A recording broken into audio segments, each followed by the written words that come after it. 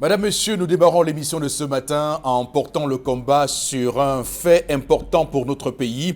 Nous sommes à la journée de la sensibilisation sur l'albinisme en ce jeudi 13 juin 2019. Le Cameroun qui va se joindre justement au monde entier pour célébrer cette journée à la sensibilisation sur l'albinisme. Ces personnes qui souffrent encore au Cameroun aussi de, on va dire, discrimination, mais surtout de marginalisation. C'est l'occasion aussi de saluer toutes ces personnes qui se battent pour que les personnes atteintes d'albinisme, les personnes sous le coup d'albinisme soient acceptées par tous et de tous. C'est un combat que nous portons ce matin pour que jamais on n'ait plus dans ce pays des personnes qui sont mises à l'écart du fait de leur albinisme. On va également ce matin porter, on va dire, une forme de félicitation à Binkou la nerveuse ou encore, si vous voulez, Louise Ngomasso qui organise d'ailleurs un concours Miss Master Albinos pour continuer à sensibiliser, à informer les gens sur ce qu'est l'albinisme et qu'il ne faut surtout pas les mettre à l'écart et les intégrer parce que c'est des personnes intelligentes, des personnes qui peuvent contribuer au développement du Cameroun en ce 13 juin 2019, journée de la sensibilisation sur l'albinisme. On le retient encore ce matin. Bonjour à tous et à chacun. Nous sommes bien au 10-12, le zénith de ce jeudi, avec toute l'équipe qui est en place. D'abord, vous, monsieur Mbachou Charlamel, bonjour et bienvenue. Bonjour, monsieur Eric Fopoussi-Négou. Bonjour à tous les téléspectateurs.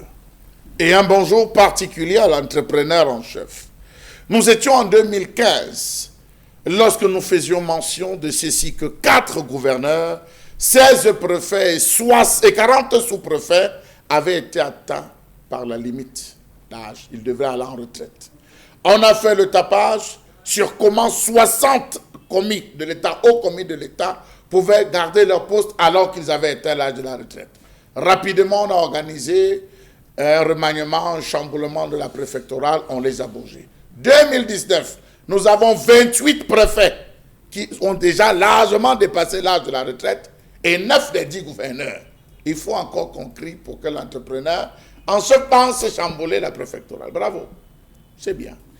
Qu'en est-il du préfet des Hauts-Plateaux et du préfet de la Ménois? On va attendre qu'on pourvoie à leur emplacement suite à ce qui s'est passé avec un préfet qu'on avait retrouvé dans des circonstances assez rocambolesques. Ce qui est clair, c'est que lui-même, il fait partie. Donc, s'il était même vivant, il faisait déjà partie. Il avait largement dépassé. Voilà. La date, il devait être en retraite. Et cet autre préfet, là, de la Ménois, qui a été nommé par le Premier ministre. Donc, on voit très bien qu'il faut pourvoir à leur emplacement. Ah oui. Ce ne l'est pas encore, ça ne l'est pas encore. C'est un manquement grave. Il faut bien voir comment fonctionne la République. Vous l'avez dit. Qui a largement dépassé celui de l'Ouest. Donc, ils sont de l'Ouest. De gouverneur. Oui, largement. Ils sont nombreux, monsieur. Il faut chambouler. Il y a des jeunes. Il y a des jeunes qui sont sortis, qui ont des compétences, qui veulent rendre service. Qu'on arrête cette gérontocratie fatigante, que ces faucons aillent se reposer, monsieur. Voilà. L'âge de départ à la retraite dans ce pays. On va en parler. D'ailleurs, tout récemment, ils ont évoqué le cas d'une femme qui a 82 ans, je crois. Voilà, 82 ans. Elle venait de mourir. Inspecteur général des services. Au ministère de la Justice. De la Justice, voilà. Donc, et elle est décédée en fonction. Voilà, donc elle s'appelait Josette Essomba. Donc voilà, madame, monsieur, des cas comme ça qui sont, on va dire, réguliers dans ce pays. Et c'est grave qu'on ne puisse pas pourvoir au remplacement de ces retraités. Surtout qu'on sait qu'il y a une jeunesse qui attend son tour. Voilà. Ces quadras, ces 5K qui attendent leur tour, mais malheureusement, ils se considèrent comme aujourd'hui les générations sacrifiées. Voilà, parce que derrière eux, il y a les trentenaires qui arrivent aussi, qui veulent avoir voix au chapitre, malheureusement. Alors, monsieur Bachou Charlamel, qu'on va retrouver, je le rappelle, à 10h30, ce sera pour la colère, la colère de Charlamel, encore ce matin. Également sur le plateau, vous, Florazé, bonjour et bienvenue. Bonjour, Eric Fopoussi, merci. Bonjour à vous sur le plateau. Bonjour à nos millions de téléspectateurs. Bonjour également à Mani Bella qui fait le buzz sur la toile à travers son combat qu'elle a intitulé Anti-N'Djansan. Quand on parle de dépigmentation, alors du blanchiment de la peau, elle a publié des photos d'elle depuis quelques semaines déjà, avant et après. Elle décide justement de se livrer dans ce combat pour dire non à la dépigmentation. Donc, elle a dit également qu'elle offre 500 000 francs sur sa page, oui. 500 000 francs, c'est la somme qu'elle dépensait par an pour les produits décapants, chimiques et autres. Elle décide donc de donner cette somme à des groupes, des mouvements justement qui militent contre la dépigmentation. Alors, si la tendance s'interroge, est-ce que c'est un buzz? Est-ce qu'elle prépare Non, mais c'est un buzz, c'est clair. Bref, en tout cas, le combat parle à beaucoup d'internautes qui estiment que... à moi aussi. Bon, oui, qui estiment que... doit faire une vidéo. Mais elle fait des posts. Une vidéo là où elle annonce, c'est 500 000. Ça peut être... c'est pas 500 000. Non, bon, c'est l'essentiel de son combat. Oui. En réalité, c'est rare, et ça je le dis avec beaucoup de force, c'est rare de voir des gens qui sont décapés choisir le chemin inverse. C'est-à-dire de redevenir noir. Et donc là, elle a mis, et c'est assez insolite, elle a mis des photos d'elle quand elle était une fausse blanche. Maintenant, elle a mis des photos quand elle est noire. D'habitude, on met des photos des gens avant qui sont noirs et après qui sont blancs. Mais elle met une photo où avant elle est blanche et après elle est noire. Ça, il faut le saluer. Merci Flora. Ce qui m'a plu, c'est qu'elle a dit donc, elle n'est plus dans les produits décapants qui coûtent. Elle a dit oui aux produits bio, oui à l'huile de palmis. Voilà. C'est ce qui m'a marqué aussi. Manyanga. Elle a dit oui. Ça coûte le mariage à certaines femmes déjà. Quoi? De se décaper? De se décaper, oui. Il y a des hommes qui n'épousent, qui se refusent à vivre avec une femme qui se décape. Et beaucoup de filles sont en train de laisser monsieur. Voilà, donc on va dire que c'est un retour aux sources pour ces femmes-là, qui désormais sont nombreuses à revenir aux sources et à ce... Je ne sais pas quel terme on peut utiliser pour dire qu'une personne arrête de se décaper. Il y a un terme là qu'on utilise. Non, il y a un terme. La repigmentation. Là quoi? Non, oui, vous parlez de la repigmentation. Oui, la repigmentation. Oui, dépigmentation. Mais je voulais qu'on reste sur le thème décapé. On peut dire quoi? On peut dire se décaper, je ne sais pas. Attends, on va chercher le thème approprié. Alors, merci Florazé. Oui. On vous retrouve à 11h05 pour votre chronique, la revue des réseaux sociaux. Tout à fait. Dans cette émission. Également sur le plateau ce matin, vous, Bombok Bengan, bonjour et bienvenue. Bonjour Monsieur Fopossi Negou, bonjour à vos chers téléspectateurs. Depuis le 7 juin dernier, la communauté urbaine de Bertois est sans son caissier principal. Le délégué du gouvernement là-bas ne parle pas d'absence irrégulière, il dit absence inquiétante. Il a saisi les forces de sécurité pour une recherche active où se trouve le caissier principal de la communauté urbaine de Bertois. Merci. Voilà. Voilà. Il est activement recherché, en tout cas, avec nous sur ce plateau ce matin. Alors, mesdames, messieurs, installez-vous confortablement. Hein. On va démarrer la première rubrique de cette émission. Il s'agit de l'histoire du jour. Et l'histoire du jour, c'est l'affaire de Dominique Audrey Oyengelek. Bonjour et bienvenue. Bonjour Eric Fopoussi, bonjour aux téléspectateurs à la maison. Aujourd'hui, on parle de l'histoire de Maman Louise.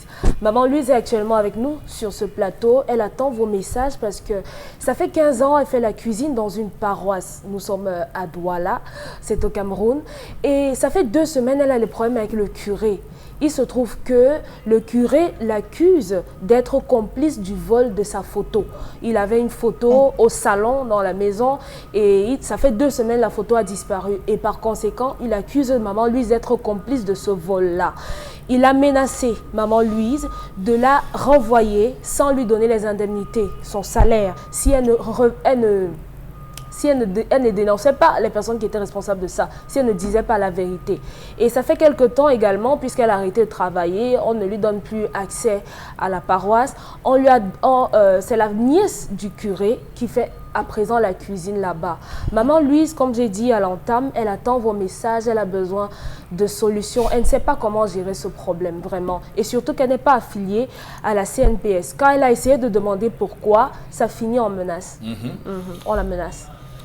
D'accord, donc on va encore ce matin évoquer les cas de ces prêtres de l'Église catholique romaine. On en parlait encore ici hier à l'occasion de la revue des réseaux sociaux et de cette lettre du père Ludovic Lado qui tensait cette Église des riches, qu'il refusait d'ailleurs de lui d'accepter parce qu'il trouve qu'on devrait avoir une Église qui soit proche des pauvres. Et là, on est dans une paroisse une paroisse où il y a cette femme qui travaille depuis 15 ans avec cette paroisse-là, et il y a un curé qui a décidé ainsi d'en faire qu'à sa tête et de devoir prendre des mesures coercitives et répressive sur la pauvre maman, la pauvre dame, qui l'accuse d'ailleurs de vol de sa photo. Hein. Je trouve que c'est une accusation improbable. C'est un vol improbable. Qu'est-ce qu'on pourrait bien faire avec une photo qu'on a volée dans un salon? Vous avez votre patron, il y a sa photo encadrée au salon. Je veux juste qu'on fasse un peu de réflexion, hein, un peu de démonstration. Vous avez votre patron qui a encarté sa photo dans son salon, et vous allez voler cette photo. Je demande, on vole ça pour faire quoi? On vend ça où? Ça permet de gagner quoi? Ça me semble être un vol improbable. Ça me semble être une raison, oui, ça me semble être un prétexte qui ne dit pas son nom pour écarter définitivement cette dame. Il faut bien voir, et ça pose un réel problème. Les gens parfois n'ont pas le courage de licencier en bonne et due forme. On vous trouve des noises, on vous trouve des stratagèmes, on vous met à l'étroit, on vous menace jusqu'à ce que vous démissionnez de vous-même. Ça se passe dans beaucoup d'entreprises dans ce pays. Malheureusement, on vous soumet à des situations terribles pour que vous vous découragez et que vous quittez l'entreprise. Donc, il faut que les gens aient le courage de dire que monsieur, je ne suis plus content de vos services pour X ou Y raison, donc je vous vire. Et donc, quand on vous vire, on sait qu'au Cameroun, lorsqu'on vous licencie abusivement, il y a des commodités qui accompagnent un tel licenciement. Mais malheureusement, dans la pratique, on voit bien qu'il y a des magouilles qui sont créées, des stratagèmes qui sont mis en place pour évidemment éviter tout cela. Alors, je commence par vous, Boro Bengan. Évidemment, cette femme, cette pauvre dame, aujourd'hui, n'a que ses yeux pour pleurer. Elle a passé 15 ans avec un emploi. Elle est comme tous les Camerounais qui sont dans l'insécurité du travail. Elle a passé 15 ans et du jour au lendemain, elle doit quitter son travail. Comme elle est venue, sans rien, donc elle a fait 15 ans et elle ressort sans rien, sans aucune indemnité, sans aucune assurance, sans rien du tout. Voilà, donc c'est malheureux, c'est comme ça dans ce pays, finalement. Je remarque seulement que même l'Église catholique n'affilie pas son personnel à la CNPS. Bon, là, c'est quand même... Bon, moi, en plus de ce que vous avez développé, j'ai vu d'autres choses. Elle dit, le curé accuse cette femme de complicité. Mais... le même curé soupçonne qui d'avoir dit la femme connaît les gens qui ont volé la photo, mais elle ne dit pas. Bon, il a vu ça comment? Comment je vais dire ça? Est-il un médium? Voilà, il est médium. Est-ce que c'est l'archange Gabriel qui lui a parlé la nuit? À ce moment, on peut demander à l'archange de donner le visage de ceux qui ont pris la photo, de chercher ceux qui ont vu, et de prendre. Voilà. Ne voulez pas, l'ange ne peut pas vous dire d'aller interroger Flora, elle sait c'est lui qui a pris la photo. Mais l'ange peut vous dire que voilà c'est lui qui a pris la photo. Oui, absolument. Donc moi, c'est que je ne comprends pas. Autre chose, madame, elle fait la cuisine. Il y a d'autres personnes qui font le ménage au salon, qui font... Mais pourquoi ne s'intéresse-t-il pas directement à ces personnes-là? Est-ce que ces personnes-là sont-elles protégées par l'archevêque? Si vous dites que c'est ici à Douala, ou bien par le bras, c'est long, je ne comprends pas. Donc je commence à soupçonner, comme vous, et comme la fin de l'histoire d'ailleurs, que cet abbé-là, ce curé, voilà, voudrait faire recruter sa nièce, une de ces personnes, à la cuisine, et veut licencier l'autre, veut faire partir ces dames. Comme ça, et il trouve, comme vous dites, des stratagèmes comme ça pour la mettre de côté, encore que à l'église, on enquête. C'est que cette femme, cette ménagère, n'aurait personne derrière. Voilà. Qui puisse rapporter des trucs. Donc, elle peut donc l'évincer facilement et mettre quelqu'un d'autre, mais en prenant comme contexte. Mais on vole même les photos. Les sorcelleries ici. Mais quand quelqu'un vient faire la sorcellerie à l'église, ça veut dire qu'il faut dire que c'est un grand sorcier. Ah, d'accord. Vous pensez que la photo peut avoir été volée pour faire des pratiques? Mais je ne sais pas, justement. Est-ce qu'on peut, puisque le prêtre, le curé, lui, on peut l'affecter. Bon, quand vous prenez donc la photo, c'est pour faire quoi? C'est votre petit ami, le curé? Vous ne pouvez pas, même si c'est votre petit ami, vous ne pouvez pas venir afficher la photo d'un prêtre chez vous en disant que c'est voilà, mon amant. Justement. Voilà. Et non plus vendre cette photo. Non plus vendre. Bon, maintenant, aller faire des pratiques mystiques sur la photo pour maintenir le fait. Je vois ça aussi. Oui, sauf si ça peut être le cas. Ça peut être aussi que cette dame a pris cette photo. On peut être en train d'accabler le pauvre curé, et pourtant le curé est en train de prendre des mesures conservatoires pour protéger sa propre vie. Mais ils ont des prières, non? Ils ont des prières de délivrance et tout. Bon, à ce moment, moi, vous volez ma photo, tant pis, si vous voulez amener là où vous voulez, même en Inde. C'est possible de faire des incantations sur une photo et que ça marche? Absolument. Dominique Audrey, c'est pas vous que je pose la question. Si, c'est possible, ça marche. Et je donne de mettre tout le monde à défi. Faites sur la mienne, vous verrez si ça va marcher. Donc, ça va se retourner contre vous. Donc, il y a ça. Je pense que les prêtres doivent avoir ces mesures-là. Oui. Donc, maintenant, est-ce que c'est l'acte de voler au sein qu'il veut condamner? Je n'en sais rien. Vraiment, il y a des choses ambiguës. Maintenant, est-ce qu'il y a un moyen pour elle de faire changer ça? Est-ce qu'il y a un moyen pour elle de garder son emploi ou bien d'obtenir au moins une petite satisfaction? Oui, elle doit porter au niveau de l'archevêché ici. Elle doit venir parce que, comme il est curé, en fait, c'est lui qui gère la paroisse. Je ne connais pas les textes qui régissent l'église catholique romaine. D'accord. Mais elle doit se plaindre auprès de l'archevêque. Je lui dire, il y a une situation qui s'est passée comme ça. Moi, je ne sais pas, je sors de nu. L'abbé, le curé m'accuse de je ne sais pas ce qui se passe. Oui, tout à fait. Et sûrement, il va l'appeler. L'archevêque va les appeler, va les déposer la main sur la Bible. Juge que, voilà, je pense que c'est les pratiques qui sont là-bas. Chez nous, on procède autrement.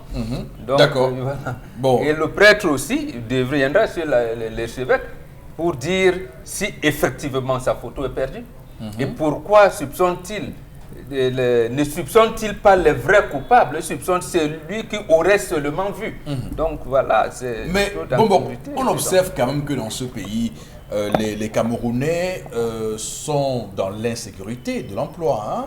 Je veux dire que vous passez 15 ans de travail et du jour au lendemain, on vous licencie comme ça, sans aucune forme de procédure. Ça pose un réel problème. Oui. Puis le cas dans le civil, j'allais dire que nous, on est habitués, c'est notre souvent, comme on dit au quartier. Mais même à l'église où on doit se réfugier quand on est terrorisé, quand on est...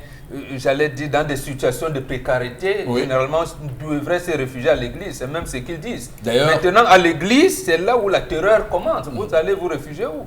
Est-ce que les prêtres sont des bons patrons? C'est à voir. Je pense que non.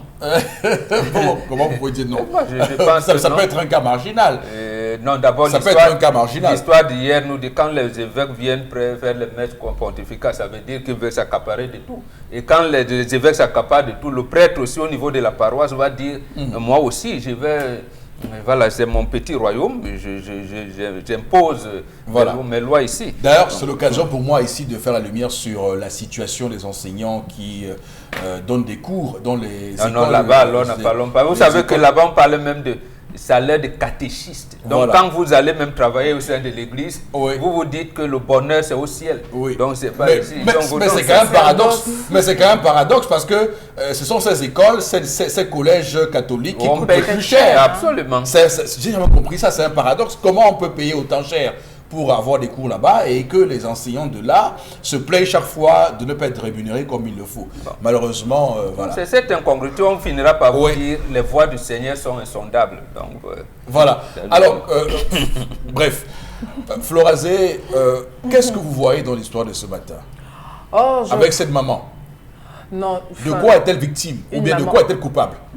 Non, de quelque chose qu'on ne sait pas. Moi, je crois que moi, je vois un homme un prêtre qui trouve un prétexte pour renvoyer la dame. Donc, du coup, il utilise ce vol. Mais aussi, il faut dire qu'on a vécu des cas de vol dans les églises. Oui, on voit, donc ça veut dire que des gens n'ont plus peur, ils viennent, ils cassent tout, ils prennent parce qu'ils cherchent peut-être la quête du dimanche. Très tôt, on a vu, et même on a vu des maisons se faire cambrioler. Justement, vous vous rappelez des vols d'objets de piété. Pas forcément d'argent. Oui, il parce va voler la croix, les pour aller crucifix, recycler, oui. On vit ça tous les jours dans nos quartiers. C'est-à-dire que les bandits et tout n'ont plus peur, n'ont peur de rien. Donc Mais parce sauf qu'ils que cherchent ça, un petit... Sauf que ça dédouane la dame. Oui, hein, ce que je veux dire, oui, je veux dire que ce genre d'histoire, on vit de temps en temps. Ce sont des histoires au quotidien qu'on vit. Mais maintenant, c'est un peu cette histoire est très légère parce que on a quand même une dame, une maman, qui a travaillé avec ce curé pendant plusieurs années. 15 ans. Mais attendez. 15 ans, c'est-à-dire qu'elle vous a fait à manger pendant 15 ans. Et un matin, vous venez dire que c'est elle qui a volé une photo. C'est trop léger. Il y a autre chose qu'on ne connaît pas, il y a un guichet rouge. Qu'est-ce qui se passe? Qu'est-ce que la dame sait? Il y a quoi? Est-ce qu'il y a eu un conflit avant? Et le monsieur peut-être a... Je ne sais pas. Peut-être que... soit alors, je ne sais pas quel âge il a. Peut-être qu'il a des troubles de mémoire. Il a dû oublier la photo, je ne sais pas moi, sous son lit. Ou je ne sais pas. Et puis maintenant, il mêle tout le monde. J'essaie de voir parce qu'on a affaire à un homme de Dieu. Je rappelle qu'officiellement, les prêtres catholiques romains ont fait vœu de chasteté. Non, je n'ai jamais... Pas tous. Déjà, on fait vœu de célibat. Bon, vœu de célibat. Il y a les non, missionnaires. non, ne nous embrouillez pas avec les mots. Je connais ces choses. Maintenant, si officiellement ils font d'autres vœux, c'est leur problème. Non, nous, on sait qu'officiellement, ces gens-là ne font pas l'amour avec les femmes. Non, parlons tête à tête. Nous, on sait qu'officiellement, ces gens ne font pas l'amour avec les femmes. Monsieur, il y a ceux qui font le vœu et ceux qui font la promesse. Il y a une différence entre le vœu et la promesse. Non, je vous le dis en attendant mon tour de parole. Je vous le dis en attendant mon tour de parole. D'accord, oui. Donc ça veut dire que on ne peut pas imaginer un instant que cette femme ait subi le harcèlement, tout ce qu'on peut imaginer. Pas en sa personne, mais cette maman, sexuel, on peut cette maman doit connaître quelque chose, des secrets. Oui, il y a eu quelque chose, il y a eu un conflit et le père ne se sent plus en sécurité. Le curé, ils ne se sont plus en sécurité, du coup, ils cherchent un petit alibi, dit la photo a disparu, vraiment, sortez, c'est très non. Pour moi, je trouve qu'il y a autre chose. D'accord. Oui, cher Amel, allez-y maintenant, votre tour de parole est arrivé. Monsieur Eric Fopoussi, là où abonde la grâce, surabonde le péché. C'est là où même on dit qu'on sait Dieu que le diable dort. Il a fait son lit, c'est là où il dort. Et pourquoi on ne le chasse pas? Oui, mais bon, je ne sais pas pourquoi, mais je dis c'est là où il dort. Est-ce que c'est parce qu'on est prêtre qu'on est moins homme? Avec le sous-entendu que la chair est faible. Est-ce que c'est parce qu'on est prêtre, monsieur? C'est une belle excuse. Non, vous avez dit qu'on ouvre tout. Pour ne pas respecter son vœu de chasteté. J'ai dit, est-ce que c'est parce qu'on est prêtre qu'on est moins homme? Avec, entre guillemets, le principe que la chair est faible. Est-ce que c'est parce qu'on est prêtre qu'on sait véritablement Dieu? Là, c'est la question, monsieur il faut pousser. Et il faudrait se poser. Est-ce qu'il est de la responsabilité du curé de gérer la cuisine? Quand on sait que dans une paroisse, il y a un collège de prêtres. Il y a le vicaire. Il y a un collège de prêtres. Est-ce que c'est de la responsabilité du curé de gérer la cuisine? Alors, dites-nous donc que c'est la cuisinière personnelle de monsieur l'abbé. Oui, sûrement. Là, je comprends. Oui, sûrement. Si c'est sa cuisinière, je comprends, il a la liberté de gérer. Mais si c'est la cuisinière recrutée par la paroisse, c'est tout autre chose, monsieur. Il faut recruter par le, c'est tout autre chose. À quel niveau? Oui, parce qu'elle fait partie du personnel de la paroisse. Donc pour la chasser... Non, mais si vous... Non, mais le curé, c'est le curé qui gère la paroisse. Oui, si vous faites la son avis ne peut pas compter sans que le collège ne se soit assis. Non, si, je vous le dis. Non, un curé, monsieur Eric Fopoussi, il coiffe toute la paroisse. Il va prendre la décision, il va informer le collège des autres que voilà, permettez-moi Florazie, vous vous êtes exprimé. Je vais me séparer de X pour telle et telle raison. Ça passe en débat. Ça passe en débat. On ne se lève pas matin pour dire je vis telle personne. Ça passe en débat. Quelles sont vos sources? Monsieur Eric Fopoussi, dans les paroisses, nous sommes en train de parler. Il y a des gens qui nous regardent. Oui. Ils vont réagir tout à l'heure. Oui, ils vont réagir. Donc je vous dis, il ne peut pas se lever et dire vous ne venez pas. Même si c'est un catéchiste, il va exposer la faute qu'a commis le catéchiste, quitte à ce qu'on décide de cela que la faute est lourde et on le met à l'intérieur. Donc là, à ce niveau, c'est curé. Chalamel, à supposer qu'elle est la cuisinière, entre guillemets, parce que le terme, moi je n'aime pas ce terme-là, de ce curé-là, le nom cuisinière personnelle de ce curé-là. Est-ce que ce curé a des revenus propres qui lui permettent de payer cette femme ou bien il puise dans les caisses de la paroisse pour la payer? Ils vivent des dons. Voilà. Ils vivent des dons. Voilà. Ça veut dire qu'il y a des dons individuels qu'on peut faire. Il y a des gens dans les paroisses qui prennent sur eux de gérer les forfaits par mois mensuel du prêtre. Il y a ceux qui choisissent régler le carburant. Dans certaines paroisses, c'est comme ça que ça fonctionne. Oui. Donc il y a des volontaires. Donc vous comprenez que lorsque un prêtre est affecté dans une paroisse comme curé, il a des commodités qui l'entourent. Ça veut dire qu'il doit avoir des personnes qui font la cuisine aussi. Parce qu'on n'imagine pas qu'il se fasse lui-même la cuisine. Ça veut dire que l'Église a prévu qu'il ait des personnes qui l'accompagnent dans cette affaire. Monsieur Eric Fopoussi, il n'est pas seul. La paroisse, il la coiffe, mais il n'est pas seul. On a vu même des paroisses où parfois c'est le vicaire qui est au centre de tout. J'ai dit, il n'est pas seul. C'est un collège. À moins que le collège ait décidé. Généralement, dans une paroisse, vous pouvez avoir 3, 4, 5 prêtres, vous pouvez avoir 2 prêtres, vous pouvez avoir 3. Donc, est-ce que dans chaque prêtre a sa personne à elle qui fait la cuisine? Non, mais je suis en train de vous dire qu'à moi, je vous ai dit... J'imagine qu'au presbytère, pour les prêtres catholiques, au presbytère, il y a un personnel qui fait la cuisine. Monsieur Eric Fopoussi, il y a dans des paroisses des prêtres qui ne gèrent pas les biens de la communauté.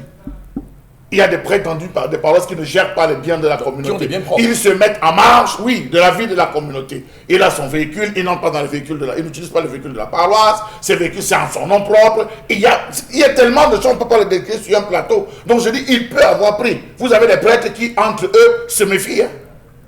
Vous avez des prêtres entre eux dans des paroisses, il y a 2, 3 cuisinières, je vous le dis, où chaque prêtre a sa cuisinière. Ça c'est important, parce que le gars soupçonne que l'autre en veut à sa vie ou en veut à son poste. Ça, je ne vais pas rentrer dedans, ça c'est les réalités de l'église. C'est là ma mythe interne, mais je dis, si c'est la cuisinière, c'est normal qu'il la mette à l'extérieur. Mais le prétexte choisi est très mauvais. Une photo. Qu'est-ce que cette photo peut avoir de si particulière? Qu'est-ce que cette photo reflète? Parce que ça aussi, il y a des gens qui tirent leur puissance des photos. Si je vous le dis, il y a des gens qui puissent la force des photos, d'autres qui puissent la puissance des miroirs. Ça, il faut le savoir. Pendant que d'autres fuient les miroirs, comme en Europe, à une certaine période, ils fuient les miroirs. Les 13, généralement, la période de 13, les femmes n'aiment pas passer devant les miroirs. À une certaine, les femmes blanches, elles répugnent le miroir. Mais ici, il y a d'autres qui se servent du miroir pour pouvoir puiser l'énergie. Donc, rassurez-vous, monsieur, il faut aussi... Et on le dit chez nous, il y a certaines photos, il ne faut pas contempler certaines photos pendant longtemps. Il ne faut pas vous placer devant un miroir qui n'est pas le vôtre. Il y a des miroirs qui captent l'énergie des gens. Donc, je dis, quelle est la relation qu'il y a entre lui et cette photo particulièrement. Il peut avoir qu'il y a une relation mystique entre lui et cette photo. Une fois la photo disparue, il se rendra compte. Il y a des photos que vous voyez, on positionne un certain angle. Avant de partir, il prend 5 minutes de réflexion. Est-ce que là, ça c'est pour rentrer dans l'ordre, pour se poser l'autre question. Est-ce que ça peut être que c'est sa photo d'ordination? Parce que la photo d'ordination, le premier jour on l'a ordonné, ça peut être cette photo qui lui rappelle qu'il a été ordonné prêtre en temps et en temps. Alors il veut constamment voir cette photo qui lui rappelle ce premier jour de son ordination sacerdotale. C'est cette photo qui a disparu. Mais celle qui a volé cette photo, elle vole cette photo. Pourquoi? La photo va lui rappeler quoi? Pour en faire quoi? Voilà autant de questions. J'estime à ce niveau qu'il voulait se séparer de cette maman. Il a fouillé tout ce qui pouvait exister comme prétexte pour mettre ses mamans dehors. Il n'a pas trouvé. La seule façon de la mettre, c'est de faire disparaître la photo et le cas de vol. Donc faire énoncer le cas de vol. Qui veut noyer son chien l'accuse de rage. Et la rage qu'il a trouvée, c'était la disparition de cette photo. La maman maintenant ne se reconnaît pas. Alors, quand vous entrez, pour cette femme qui font la cuisine dans les églises, lorsque vous arrivez, vous ne passez pas directement par la cuisine, monsieur, il faut possible. Vous arrivez, vous sonnez à la porte. On vous ouvre la porte. Vous avez un lieu où vous allez vous changer. Vous changez, vous adoptez une tenue, vous allez à la cuisine. Sinon, vous vous lavez même. Vous vous lavez. Vous allez à la cuisine, après vous êtes équipé. Après la cuisson, vous ressortez, vous entrez. Généralement, c'est après que les prêtres aient mangé, vous avez mis la propreté, que vous ressortez pour aller vous changer. À quel moment cette photo a-t-elle disparu? Si chaque jour, il contemplait cette photo, si chaque jour il regardait cette photo, si chaque jour il se rassurait, parce qu'une photo comme celle-là, elle est positionnée à un endroit clé. Alors, d'où vient-il qu'il ne s'est pas rendu compte à l'immédiat, le soir que la photo est disparue, qu'il a pris un temps? Donc, j'estime qu'il voulait tout simplement se séparer. Et je vais terminer par une histoire, monsieur Fopoussi. C'est d'un prêtre d'une communauté qui avait accusé les servants de messe d'avoir détourné 500 000 francs qui lui avaient été remis par un donateur. Il a appelé la police sans appeler les parents des enfants. On a raflé tous les servants de messe. On les a amenés au commissariat. Alors, au moment où il était en train d'expliquer, il discutait avec les gens. Et les gens disaient que dans Matthieu 7, qu'est-ce qu'il a écrit dans Matthieu 7? Monsieur le prêtre, que demandons, on vous donnera et tout, bon, pardon et tout. Il a commencé à fouiller. En fouillant la Bible, cette enveloppe se retrouvait dans le reflet, le reflet de sa Bible. Oui. Il avait toute honte, les enfants étaient déjà en cellule. Et je vous dis, c'est une histoire que j'ai vécue, que je connais particulièrement. Les enfants étaient déjà en cellule. Qu'est-ce qu'il fallait faire pour libérer? Quand tous les parents ont été alertés, chacun arrivait. Est-ce que mon fils a volé? C'est le commissaire qui disait à tous que ce monsieur, il a retrouvé l'argent, c'était dans sa Bible. Il n'a pas fouillé, c'était dans sa Bible et il a accusé les enfants. Donc vous avez des gens qui, parce qu'ils sont prêtres, sont belliqueux. C'est pas pour rien, la nature ne change pas. On a des prêtres belliqueux, on a des prêtres qui adorent faire des problèmes, on a des prêtres doux, on a des prêtres bagarreurs qui adorent la bagarre, on a des prêtres viveurs. J'ai envie de voir ça. On a des prêtres viveurs qui la nuit se masquent pour aller danser, bien coller les jeunes filles et rentrer le matin faire ses prières. On a tout ça, donc c'est un monde complet. Mais revenons sur votre explication sur la chasteté et tout ça. Donc, oui, je disais, monsieur, qu'est-ce que vous disiez, oui. Dans la Bible, il est écrit, mieux vaudrait ne jamais faire un vœu que de faire un vœu à Dieu et ne pas le respecter. Ceux, les missionnaires, les séculiers, les monastiques font vœu de chasteté. D'accord. Ils décident, ils font un vœu à Dieu d'être chaste. C'est un vœu qu'ils se battent à respecter. Mais les diocésains, les abbés, ils font des promesses. Ça fait promesses de célibat, promesses de... À une certaine époque, les abbés faisaient des enfants. En Europe, si vous allez vous fouiller l'histoire, aujourd'hui, ils faisaient des enfants. Mais, vous avez des femmes. Mais vous savez, les premiers papes étaient mariés. Vous savez au moins que le règlement veut qu'ils ne se marient pas. Ça, non, monsieur Eric Fopoussi, il faut faire attention. Oui. C'est là où il y a beaucoup. Quand on entend, vous avez l'église catholique anglicane, vous avez l'église catholique romaine. Vous parlez de l'église catholique romaine. C'est le principe là-bas. Voilà. Ils doivent respecter les promesses élevées. Mais une promesse, on peut la respecter, on peut ne pas la respecter. Donc, généralement, le jeu est au niveau de promesses de célibat, promesses de mariage. C'est là où ça se joue généralement. Et ils réussissent à passer le mais sauf qu'avec ça, justement, ça noie les fidèles. Les fidèles savent que leur prêtre ne fait pas rien faire, oui. Il n'a pas une vie sexuelle. Les fidèles savent que leur prêtre ne doit rien faire. Que les fidèles savent? Non, mais est-ce que vous faites l'église le dimanche? Vous savez, c'est là où il y a les interdits que la femme aime chercher. Oh. Donc vous allez nous dire que ce sont les femmes qui... Non, je dis c'est là où il y a les interdits que la femme aime chercher. Oui. Allez voir les dimanches soirs, les dimanches matins, comment les jeunes filles s'habillent pour aller à l'église. Est-ce qu'elles s'habillent parce qu'elles vont prier ou elles s'habillent parce qu'elles vont chercher?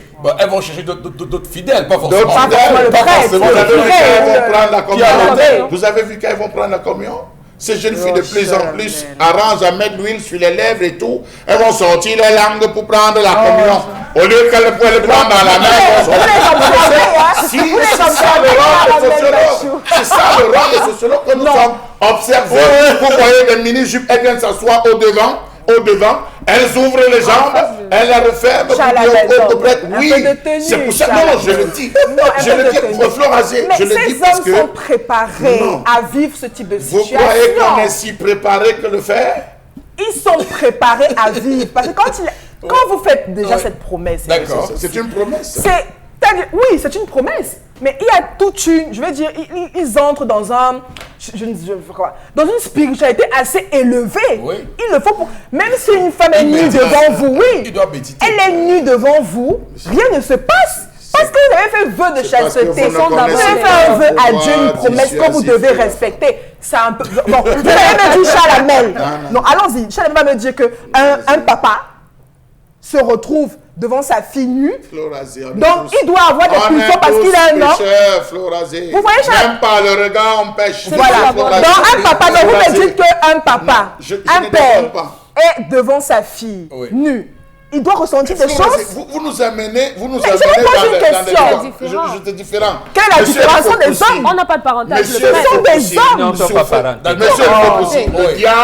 Le diable connaît vos goûts. Plus que vous-même. Donc, pour vous avoir, il met ce que vous voulez. Il y a des gars qui aiment les filles qui se lavent c'est avec la l'eau minérale. tentation. Et il y a des gens que chacun, donc, ce sont ce genre de filles que vous voyez devant l'église. Je ne les indexe pas. D'accord. Chacun fait son choix, chacun peut voir ce qu'il y a. Moi, j'ai juste évoqué cet aspect de Non, la oui, question, oui. juste pour qu'on écarte l'éventualité que cette femme soit harcelée sexuellement. Non, non, généralement, elle ils ne voulait prennent pas juste- des jeunes filles. Oui. Généralement, ce n'est pas des jeunes filles, c'est des mamans. Oui. C'est des mamans qu'on prend pour la cuisine. Bon, il c'est peut pas aussi des être jeunes papa, ça n'empêche. Ah, d'accord. Non, Bon. cette maman Il qu'on peut aime être beaucoup. aussi un Moi, papa. ce qui m'écoeure un peu, Oui. c'est qu'il n'y a pas eu d'humanisme en D'accord. ce prêtre. Parce que la Ok. dame est partie sans son salaire. Ok. C'est ce que moi je déplore. Alors, Dominique Audrey. Oui, généralement, les personnes qui travaillent chez des prêtres sont trop maltraitées. Je le dis parce qu'il y a quelqu'un dans ma famille qui le vit. Vous vous rendez compte que vous travaillez un mois, du matin jusqu'à 17 h, vous faites la cuisine, on vous donne 50 000. Vous n'avez pas la possibilité d'avoir de congé. Même si vous êtes malade, on ne vous donne absolument rien. Moi, je ne sais pas à quoi laquelle la sert, si c'est envoyé de l'autre côté là-bas. Vraiment. T'inquiète.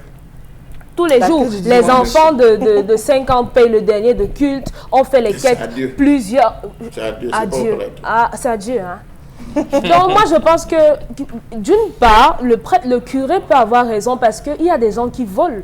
Il y a des personnes qui volent dans l'église. Vous allez voir, quelqu'un fait la cuisine chez vous, elle diminue un peu la viande, elle diminue ceci, elle diminue. Peut-être il s'est rendu compte qu'il y a des choses qui disparaissaient. Donc forcément, il se dit que non, comme la nourriture disparaît, ceci disparaît, peut-être elle est de connivence avec les voleurs, oui. Il y a quand même, on ne peut pas totalement indexer le curé, il n'a pas totalement tort. La maman doit nous dire réellement, si elle a jamais, ça peut arriver, hein, qu'on soit dans le besoin et que vous savez que la personne en face de vous Non, ne mais va pas régler qu'est-ce votre qu'elle va problème. faire avec une photo? Moi, je dis. Le prêtre a totalement tort.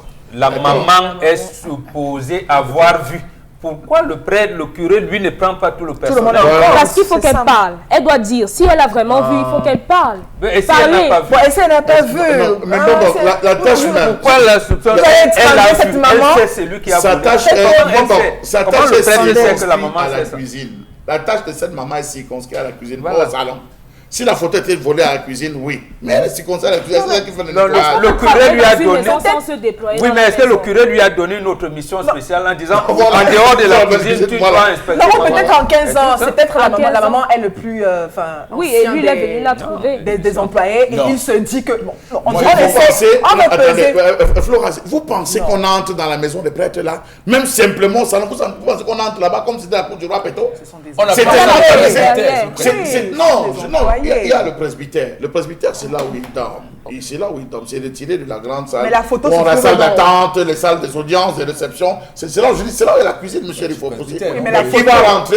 Donc, est-ce qu'on entre là-bas? Est-ce qu'on entre là-bas comme on entre dans la cour? C'est ça, En une donc journée, la on sait photo- qui est entré, qui n'est pas entré. Parce que les portes sont toujours fermées, monsieur. Il faut pousser. Lorsque vous arrivez, on connaît le nombre de personnes qui sont entrées par jour dans cette. D'accord, Ouais, très bien. attendez. Alors, je voulais juste dire que ces prêtres-là, ils mangent bien, ils mangent là. Mais la oui, ils bonne sont bien nourriture, entretenus. Parce que je me souviens, à une époque où je flirtais encore avec les catholiques romaines, Maintenant, j'allais vous voulez parfois... attaquer leur goût. Non, mais je dis... Non,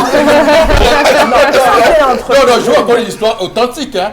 À l'époque, je flirtais encore avec l'église catholique. J'avais un prêtre avec qui on était amis. Régulièrement, j'allais au presbytère. Vous mangez bien. J'allais au presbytère. Et c'est là-bas que j'ai appris que les gens mangent avec les plats, les couverts, tout ça là. Il y a la bonne nourriture, la bonne bouffe. Nous étions... voulez qu'ils Nous, mangent on vient quoi? des milieux modestes. Donc nous ne savons pas comment les gens mangent. Donc nous, j'arrive là. Et donc chaque... Non, mais je veux dire... Leur plat, c'est un festin. normal. C'est un festin. Il y a, Mais c'est tous les normal, 12 c'est heures, normal. il y a plusieurs... C'est normal. Le normal. salaire d'un prêtre par mois, c'est 11 500. Ça, Oui. c'est depuis l'époque de Monseigneur Wooking. C'est 11 500 qu'il leur a versé. Oui. Je crois qu'il y a pour manger. Ah, on pour a manger. augmenté. Non, non, Et après, c'est la communauté qui s'occupe C'est la de communauté. c'est la communauté. Moi, C'est sincèrement... 11 500 le Non, salaire. moi, à l'époque, non, ce que je dis, la communauté. moi, à Chaque l'époque, semaine, on j'étais encore gamin, venant d'une famille très modeste. J'étais surpris de voir que c'était un festin. Que sur la table, il y a plusieurs goûts de nourriture. Il y a le poulet, il y a le perso, il y a tout ça, il y a beaucoup de nourriture. Mais Vous faites le choix. Monsieur, il faut Vous faire faites le choix. Donc c'est comme si vous allez dans un buffet, dans un restaurant, il y a plusieurs goûts de nourriture là-bas. Vous servez à d'abondance. Vous pensez qu'en une journée, c'était 30 000 francs le buffet? Bon, moi, je ne sais pas. C'est une communauté. C'est une communauté. Et dans cette communauté, vous avez des gens qui viennent du Brésil, des gens qui viennent de France, du Mexique, ils sont mélangés. Chaque salamel. Écoutez, moi, je montre la lune. Vous regardez mon doigt. Je montre la lune, vous regardez mon doigt. Je dis bien que... avec vous, si vous voulez, lisez le livre de Jean Makela, Ma foi d'Africain. Voilà. Vous allez voir que lui-même il dit que c'est exagéré. Bon, ce que je veux dire, c'est quoi? Ce que je veux dire, lui, le prêtre, il dit que c'est trop. Ce que je veux dire, il dit que l'Église catholique romaine est devenue mercantiliste. Ce que je veux dire, pour finir, Lisez Ma foi d'Africain. ce que je veux dire, pour finir, c'est que il va se trouver dans le dimanche de cette semaine-là, une femme qui n'a pas mangé, qui ne sait pas comment ses enfants, qui va quand même prendre ses petites pièces pour aller mettre à la quête, ou aller faire les dons de plantains, tout ça à l'église. Donc c'est ce que je veux faire. Je veux le relever parce que il y a quand même qu'on est dans une situation, dans un engrenage qui n'est pas bon du tout. Des gens sont pauvres. Moi, je dis que dès le départ, c'était comme ça. Les prêtres missionnaires, comme disait Charles Hamel, que ce soit catholique ou protestant, nous ont habitués à ne pas manger nos œufs. C'était réservé à eux. Jusqu'au jour où les pères Hebga viennent avec cette lettre-là, les prêtres noirs s'interrogent pour que l'église catholique romaine commence à élaborer des fermes. Pour avoir le village, vous interdit de manger la papaye, la banane, les œufs. Non, mais, et même vos femmes, vos fiancés étaient entretenus par les prêtres, par la méthode de et ce qui est étonnant,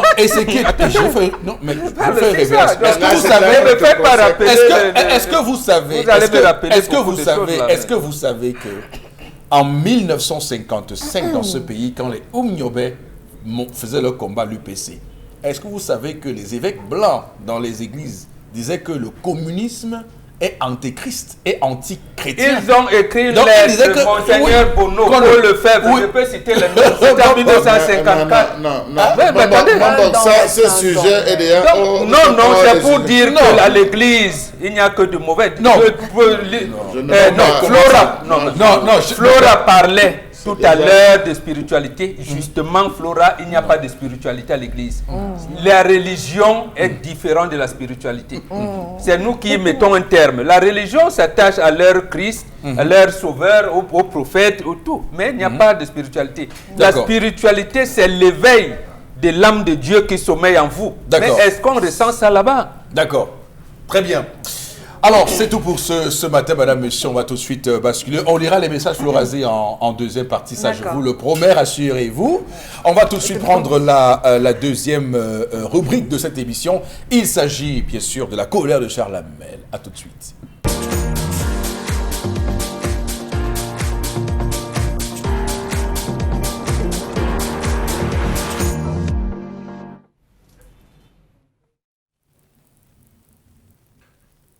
Je m'interroge ce jour sur la question de la gestion des monuments au Cameroun.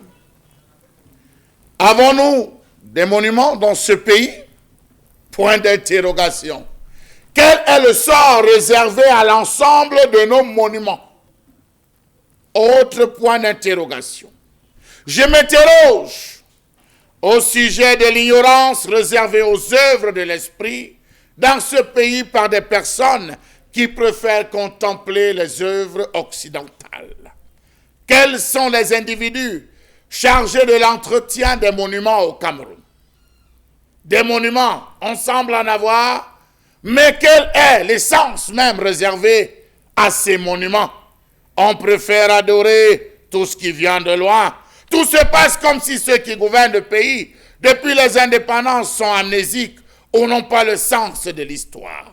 Je me demande si les espaces sont finis ou saturés dans ce pays pour accorder ne serait-ce qu'une place, une toute petite place à nos héros.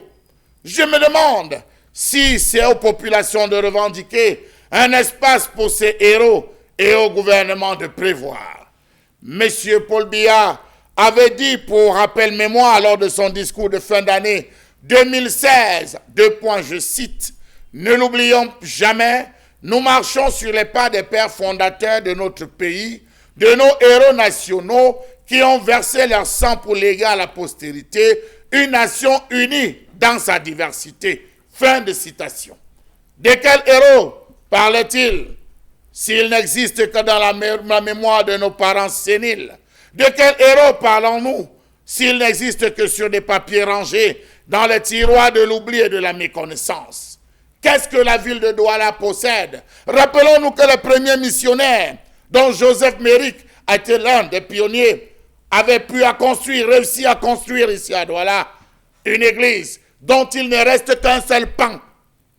À Bonabéry, qu'avait-on fait de cela? 3 points d'interrogation, 4 points de suspension à la ligne. Sur le plan de l'histoire, comment a-t-on matérialisé la vie de ceux-là qui ont forgé nos principales villes, que ce soit l'ouest, que ce soit le littoral, que ce soit le centre, que ce soit le sud? Rien n'a rien. Le constat est clair, les monuments n'ont pas de place au Cameroun parce qu'inutiles, stériles et objets de détournement de fonds publics, absence d'une politique nationale visant à valoriser le patrimoine vernaculaire et colonial, gestion archaïque des chefferies et des palais coloniaux.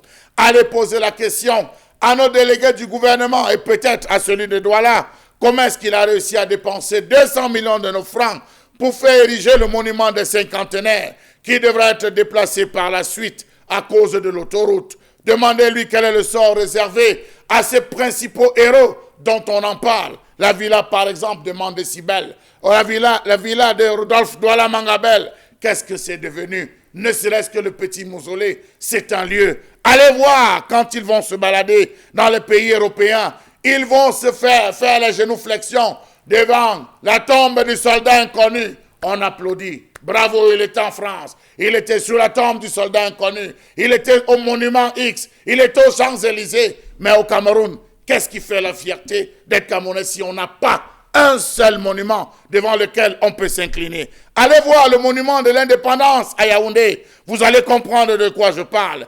Il est dans un état crasseux. Il est abandonné. C'est là où on jette les poubelles, on jette les plastiques.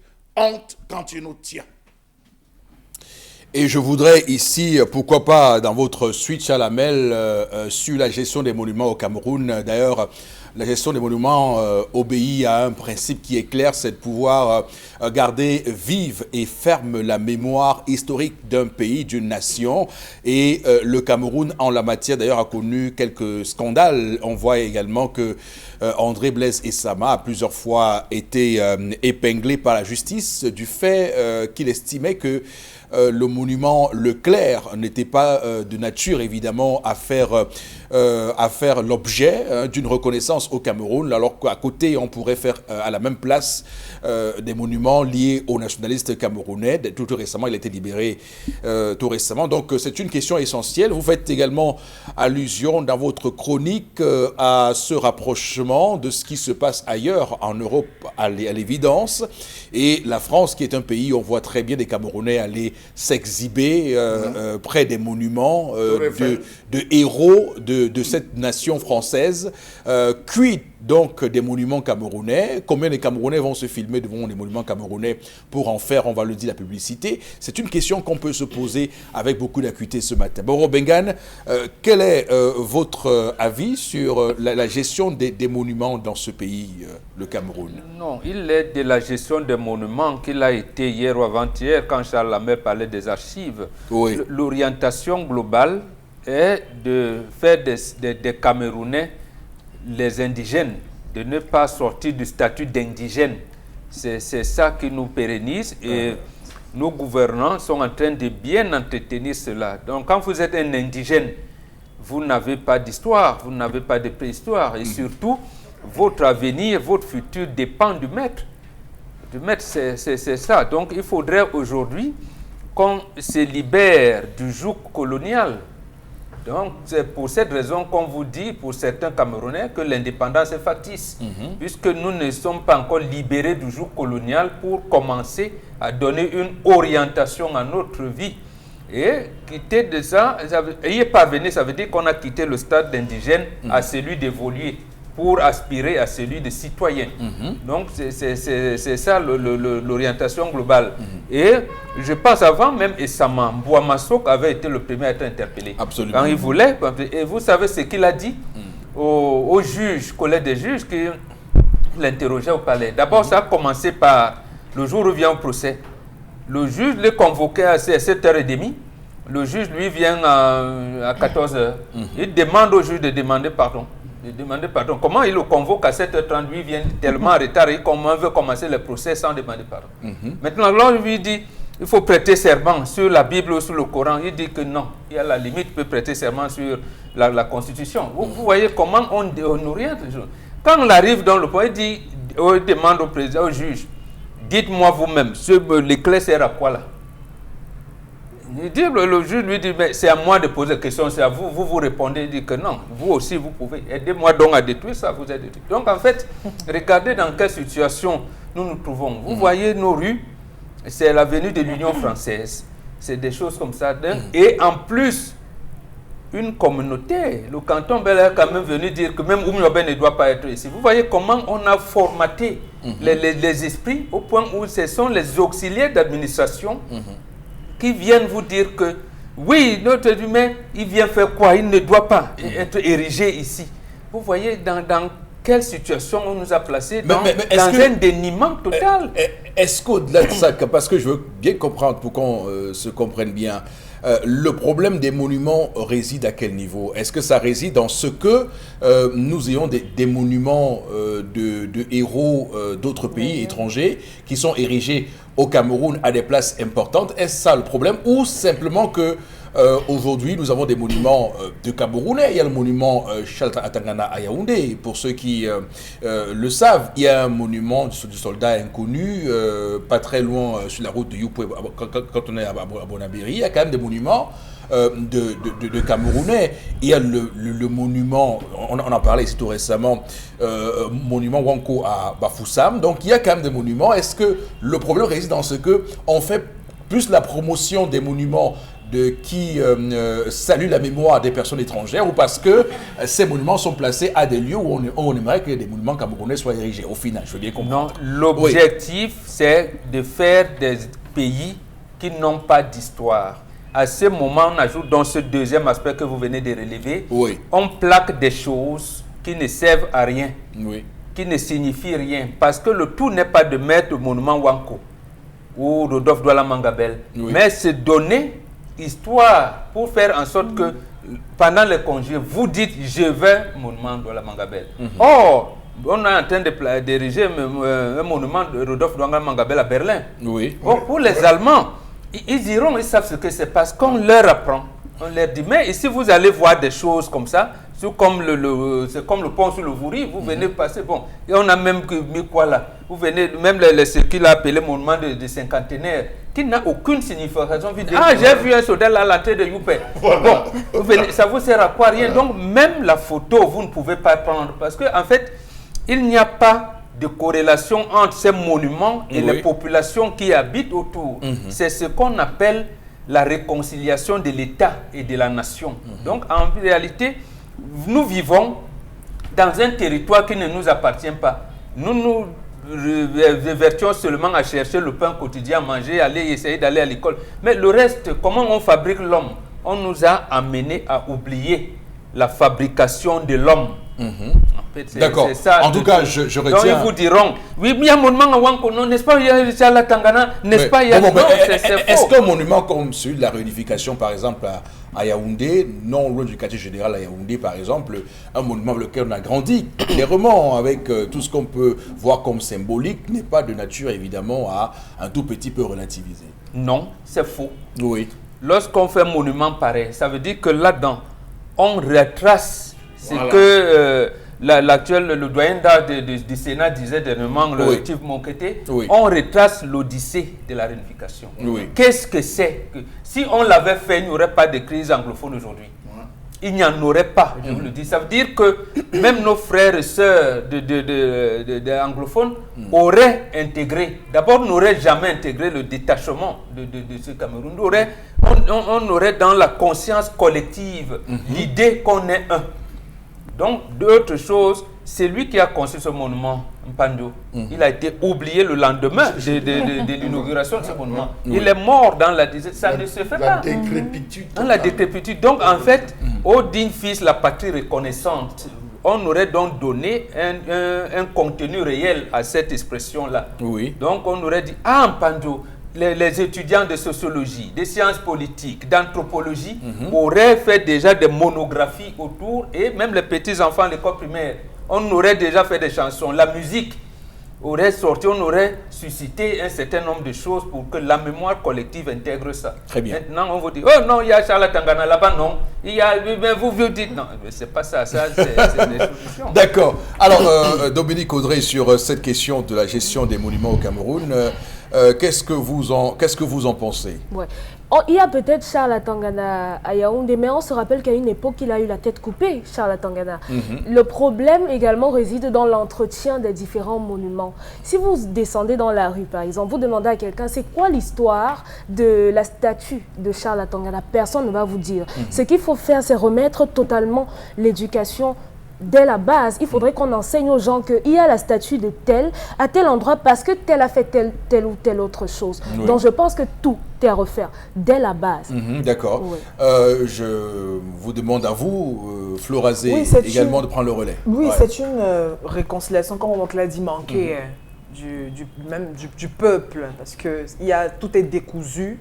Et je me rappelle un peu, vous voyez la date du 11 septembre, ce qu'on a fait de cette date, c'est-à-dire qu'on l'a même imposée au monde. Chaque 11 septembre, on célèbre. Vous voyez, les gens vont se prosterner et tout. C'est-à-dire qu'on a imposé ça au monde. Chaque 11 septembre, vous en parlez, hein. Tous les médias au monde, on en parle.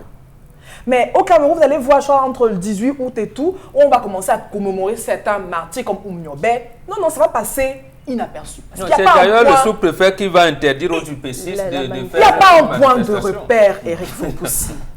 Il n'y a pas un point de repère. On parlait d'archives aujourd'hui, hier. Avant-hier. C'est pratiquement la même chose. C'est-à-dire que les Camerounais, et même ça, c'est-à-dire que demander, comme Dominique le disait, ce n'est pas ancré dans nos habitudes même, cette histoire de monuments, sites touristiques et autres. Parce qu'il n'y a aucune volonté politique pour orienter les Camerounais dans ce sens. Ok. Vous savez comment on appelle le monument qui est au rond-point d'Aïdo, le Njunju?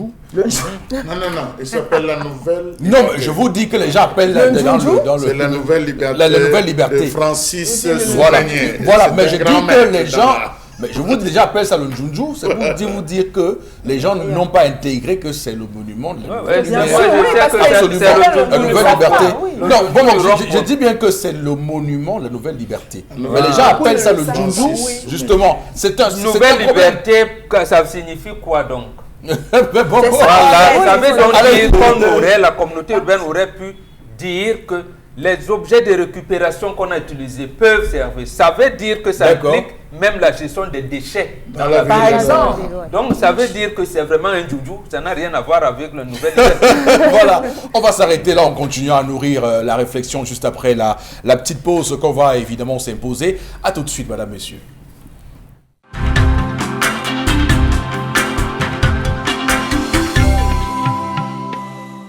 Retour sur ce plateau, madame, monsieur, deuxième partie de cette émission de ce jeudi 13 juin 2019. Nous sommes sur Equinox Télévision, la télévision qui, au-delà de l'image, vous rend compte. Et pour cette deuxième partie de l'émission, nous allons commencer avec la lecture des messages. Et c'est avec Florazé qui s'y colle, on va dire comme ça.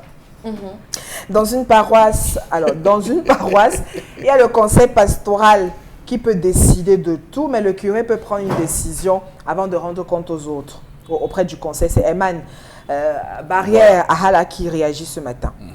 Ça va me battre en brèche tout ce que Chalabé nous a dit ce matin. Ils sont venus préciser, mais je dis c'est pas partout parce qu'il y a les missionnaires, les séculiers, le curé, je vous assure. Vous insistez. Hein. J'insiste. Ici on parlait de curé, Chalabé. Il y a le curé sur les missionnaires. Il y a le curé sur les missionnaires. Le curé c'est diocésain, Chalabé. Le curé c'est diocésain. Je le dis d'autorité. Je le dis aussi parce que j'ai été avec la communauté des Avériens, les Oblats de Marie. Il y a le curé de paroisse, monsieur Rifopoussi. Les paroisses, missionnaires, cette Voilà, fois-là. je dis qu'il y a des curés, monsieur Eric Fopoussi. Bon, Comment vous paroisse pensez que mission- c'est réservé uniquement aux diocésains? Il y a les curés de Non, paroisse. quand on parle de missionnaires. missionnaires, moi je pense qu'on parle de missionnaires, je vois les autres, tels que les jésuites, les dominicains et tout ça. Ils ont des paroisses Voilà. et des paroisses qui sont administrées par des curés et des Voilà. curés d'autres. Maintenant, évidemment, il y a des paroisses, Voilà, il y a donc des je dis paroisses c'est des curés. missionnaires. Et là, il y a un curé, mais le curé, en ce moment-là également, répond de son évêque. N'oublions pas. Allez-y, monsieur. Jeannot, depuis Yaoundé, réagit. Le renouveau a déconstruit le pays lentement et sûrement, nous dit-il, comme un python étouffe sa proie. Nous n'avons plus de repères. Vivement que ce monomanège donc, libère le Cameroun. Jeannot de Yaoundé. Autre réaction, j'ai des enfants de cœur le dimanche. Parfois, j'étais enfant de cœur. Le dimanche, parfois, j'étais obligée d'aller dire aux jeunes filles du premier banc de bien se tenir. La ménagère du prêtre connaît sûrement quelque chose et il veut se débarrasser d'elle. La photo n'est qu'un prétexte.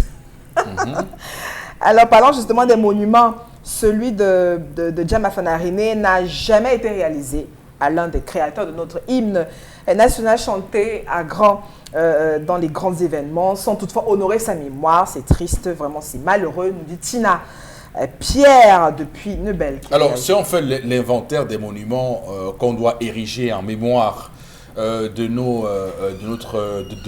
grandes figures de l'histoire du Cameroun, il y en a beaucoup, non, quand même. Hein. Il y a Oumniobé, il y a Enes Wandje, il y a Félix Moumié, il y a, comme il a dit, il y a beaucoup de gens. Amadou Aïdjo. N'oublions pas que la loi numéro 91/022 du 16 décembre 1991 fait réhabilitation de certaines figures, comme vous l'avez dit, et on a énuméré un certain nombre. Oui. Où est-ce qu'on en est? Parlons seulement de l'illustre prédécesseur du président Biya, Amadou Aïdjo. Qu'est-ce qu'on sait de lui? Rien.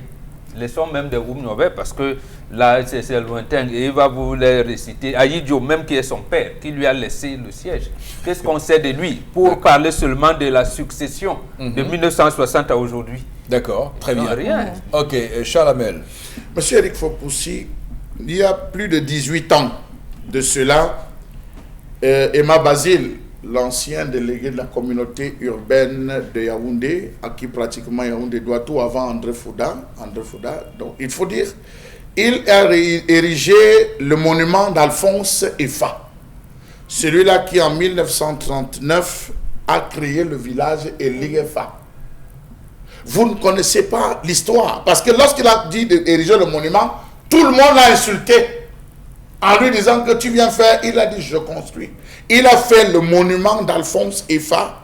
Et c'est là où il a raconté qu'Alphonse Effa, qui était catéchiste avec les Allemands, il fait même partie de ceux qui ont accueilli les Allemands, fut le premier à dire aux Allemands, arrêtez avec ce que vous faites. Il est allé créer le village Elighefa. Beaucoup de gens voient Yaoundé Elighefa, c'est la mémoire de cet homme. Certains sont venus de nuit détruire, monsieur Eric Fopoussi, une partie de ce monument parce qu'ils n'ont pas compris. Si vous arrivez à Douala, monsieur Eric Fopoussi, et qu'on porte au niveau du pont, après le pont de la Djibamba, vous avez le monument de Rudolf Douala Mangabel. Je crois que vous allez voir. Vous comprendrez que nous entrons sur une terre qui a connu des héros. Si vous sortez par l'est, monsieur Eric Fopoussi, en revenant de l'ouest, vous entrez dans la ville, vous retrouvez un autre monument qui vous rappelle. Rassurez-vous, vous allez prendre conscience. Lorsque vous arrivez au Sénégal, vous êtes frappé par la statue des esclaves. Vous êtes frappé par la statue d'un esclave, pratiquement à genoux portant le monde avec les mains coupées. Vous avez une seule vie, allez à Casamance. Allez voir, allez le Gorée autant pour moi, allez voir. Lorsque vous ressortez de là, vous ne pouvez pas ne pas couler une larme parce que vous êtes passé quelque part. Qu'est-ce que nous détenons? Dans la ville de Douala, qu'est-ce que nous détenons, monsieur Eric Fopoussi? Nous ne détenons que du vent. Nous ne détenons que du vent. Je vous pose des questions. La rue Bernabé à quoi? La rue Bernabé à quoi? D'Afrique à quoi? Il faut se poser les bonnes questions. On a besoin d'avoir des monuments qui vont renvoyer à quelque chose. Vous arrivez à la salle de fête, vous voyez des lions. Ces lions renvoient. Non, mais vous me faites... je voudrais justement... sûrement, ça me coûtera ce que ça peut me coûter, mais je dois le dire quand même. Je ne comprends pas pourquoi, dans les villes africaines, on s'entête à ériger des obélisques. Je ne comprends pas pourquoi. Ça a un rapport avec... oui, je sais, j'imagine. Oui, mais les gens préfèrent, on va dire, suivre la voie de leur maître et tout ça là, alors qu'ils doivent suivre la voie de ceux, évidemment, qui ont porté ce pays, qui ont combattu pour que nous soyons dignes, pour que nous ayons une dignité africaine. Alors, lorsque vous arrivez, tout à l'heure, Dominique Audrey parlait de la statue de Charles Tangana. Lorsque vous arrivez, il y a quoi devant cette statue? Oui. Qu'est-ce qui vous dit que c'est Charles Tangana? Lorsque les Ozewondo disent même que ce n'est pas le faciès de Charles Tangana. Parce que Charles Tangana était brun. Il était brun. Et ce n'est pas le corps de Charles Tangana, M. Eric Fopoussi, qui a conçu ce monument. Ils ne se le connaissent pas. Vous avez M. Eric Fopoussi, l'un des grands maîtres, le Madola. Madola. Chef Madola. Lorsque vous arrivez à Kribi, lorsque vous arrivez à Kribi, qu'est-ce qui vous frappe lorsque vous entrez dans Kribi? Ça devrait être ça, M. Eric Fopoussi. Une statue de Madola qui vous dit voici des gars qui ont combattu. C'est parce qu'on ne veut pas que la jeunesse ait des repères, ait des modèles. Dans le domaine des sports, nous avons plein de gars qui ont manqué le sport. Tous les jours, on nous parlait de Mbappé Lépé. Lorsqu'il tirait, perçait les filets, on nous parlait de ça, on nous parlait de ça. Mais si nous ne parvenons pas à faire intégrer cela à la jeune génération, qu'est-ce qui va nous rester? La nouvelle liberté, c'est une nouvelle forme d'art. Vous allez la retrouver au rond-point 4e. Vous allez retrouver quelque chose qui sont en forme au rond-point 4e. Vous allez retrouver quelque chose comme ça au marché des fleurs. Vous allez retrouver quelque chose encore sur ce type de représentation artistique. Les Camerounais ne s'y retrouvent pas. On a besoin de voir l'image des gens. À côté de cela, nous avons les vestiges, M. Eric Fopoussi. Nous avons les vestiges. Vous vous rappelez, vous savez qu'ici, je prends le cas de Bonacwa, moi, le tout premier château d'eau qui a coulé, j'ai dit le tout premier château d'eau qui a coulé dans le littoral, c'est à Bonacwa, moi.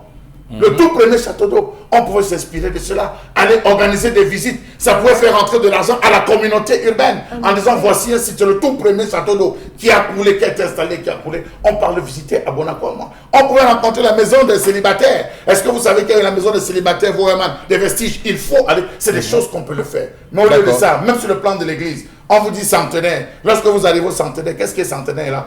Vous savez ce qu'est devenu la maison de Mandé Sibel?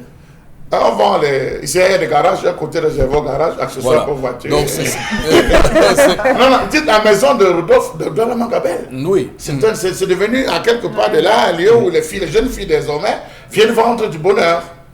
Donc, on parlait tout à l'heure de gens à qui il faut évidemment ériger les choses. Et vous avez parlé du chef Madola, je parlais également du chef Jimo Fira, également, qui a été l'un des chefs qui a porté également ce combat-là. On va penser aussi à Moumé Itia, pourquoi pas, qui a milité pour l'association de la jeunesse africaine et camerounaise, qui étaient les premiers, après la Première Guerre mondiale, à porter le combat nationaliste. Il faut évidemment le dire aux Camerounais pour qu'ils le sachent. On va continuer à lire les messages sous le rasé.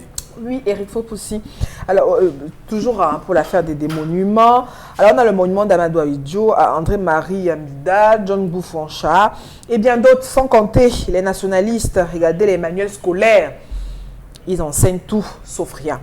Par exemple, si on avait à l'entrée de Kribi, pourquoi pas, plus loin, Martin Paul Samba, je ne sais pas moi, c'est le sud, le Martin Paul Samba. Lorsque vous arrivez à Bouddha, qu'est-ce qui vous accueille? Le monument qui vous accueille à Bouddha. Lorsque vous arrivez en Konsamba, quel est le monument qui vous accueille en Konsamba? Lorsque vous arrivez, je crois que ça allait forger, M. Fopoussi, ça allait forger. Aujourd'hui, vous voyez les jeunes qui veulent se filmer à Douala, ils ne vont qu'à la douche. Passez à la douche, vous allez voir des gens qui sont là, des photographes qui sont là même, ils ont créé une association. C'est un air de repos à la douche. Avant, c'était, pardon? Je demande bien ce que c'est à la douche. C'est un air de repos où ça ressemble à tout. Il n'y a rien de beau là. Charles Aimé à Bonabéry réagit. Il dit cette femme en 15 ans a connu plusieurs curés et resté aussi longtemps dans un presbytère, c'est synonyme d'efficacité. Il voulait se séparer d'elle. Il avait déjà une subsistante, sa nièce. C'est ridicule, mais c'est lui-même qui a donc caché la photo, nous dit notre cher ami ce matin. Je pense qu'il n'est même pas photogénique, ce curé. Vraiment, nos téléspectateurs, c'est pas la peine de changer. Quand même, voilà. Oui. Je crois que l'une des principales missions que devrait se donner le ministère du Tourisme, c'est l'entretien des monuments, et dans les cours d'éducation à la citoyenneté, on devrait davantage s'apaisantir sur les figures des héros nationaux. D'accord. Autre, concernant le problème de monuments au Cameroun, je pense que la responsabilité revient à l'État, car si l'État lui-même ne valorise pas les monuments, comment le peuple comprendra-t-il sa valeur? Seulement le monument des indépendances a une mauvaise haleine. Il y a une mauvaise haleine qu'il faut nettoyer. Vous savez que lorsque vous montez là, vous voyez une partie du Cameroun. Vous savez, lorsque vous montez sur... Vous êtes déjà rentré dans le monument des indépendances. Là, la réunification. Oui, la réunification, le monument. Lorsque vous rentrez à l'intérieur, vous voyez une partie... Non, mais on vous dit quand vous êtes à l'intérieur, ça bouge. Quand ça bouge. Voilà, donc... Vous êtes à l'insécurité. Et vous êtes à l'insécurité. Je voulais dire que on a dit là-bas, c'est un professeur qui aujourd'hui n'est plus de vivant, le professeur Notué, professeur d'histoire de l'art, qui avait dit un jour que les jambes du monument à la réunification sont devenues flageolantes. Et on a bien peur qu'elles s'écroulent un jour. Voilà, par exemple. Ça, il faut le dire. Bon, c'est vrai que sous Amatou Toumouna, on avait tenté une réhabilitation, mais c'est une fausse réhabilitation qui n'avait amené à rien. Le monument en train de s'écrouler. Combien d'enfants il y a des excursions. En principe, nous, on a connu à une certaine époque, les excursions nous amenaient vers ce monument, visiter, on nous racontait pourquoi est-ce qu'il tient les enfants sur lui, pourquoi ce vieillard tient, on nous racontait, c'est une histoire. Mais aujourd'hui, qu'en est-il?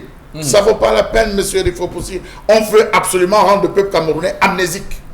Absolument. Et d'ailleurs, un monument n'est monument que s'il y a des événements autour de ce monument. C'est-à-dire qu'on voit bien en France que sous l'Arc de Triomphe, chaque fois qu'il y a un 14 juillet, le président est là-bas. C'est une partie intégrante et importante des cérémonies du 14 juillet en France. Donc on peut aussi le faire ici. Malheureusement, vous savez, les monuments, soit c'est pour faire beau, soit il n'y en a pas. Donc c'est comme ça. On va plutôt dans nos rues, les images des musiciens et autres. Pas de monuments. Ce qui veut dire, c'est qu'on ne voit que les affiches de musiciens et autres dans nos rues. Pas des Encore monuments. Les artistes bagarres. On se rappelle le petit pays. Ce petit pays, c'est au forceps qu'il a appelé, je ne sais pas, sa rue, il a dit, et c'est au forceps même qu'il s'est battu pour cela. Donc voilà, dans l'histoire, on a Albert Roger Mila, qui lui, depuis, c'est vrai qu'il a demandé. Moi, j'étais parmi ceux qui s'étaient opposés parce qu'il avait demandé. C'était de droit, je me suis opposé parce qu'il a demandé.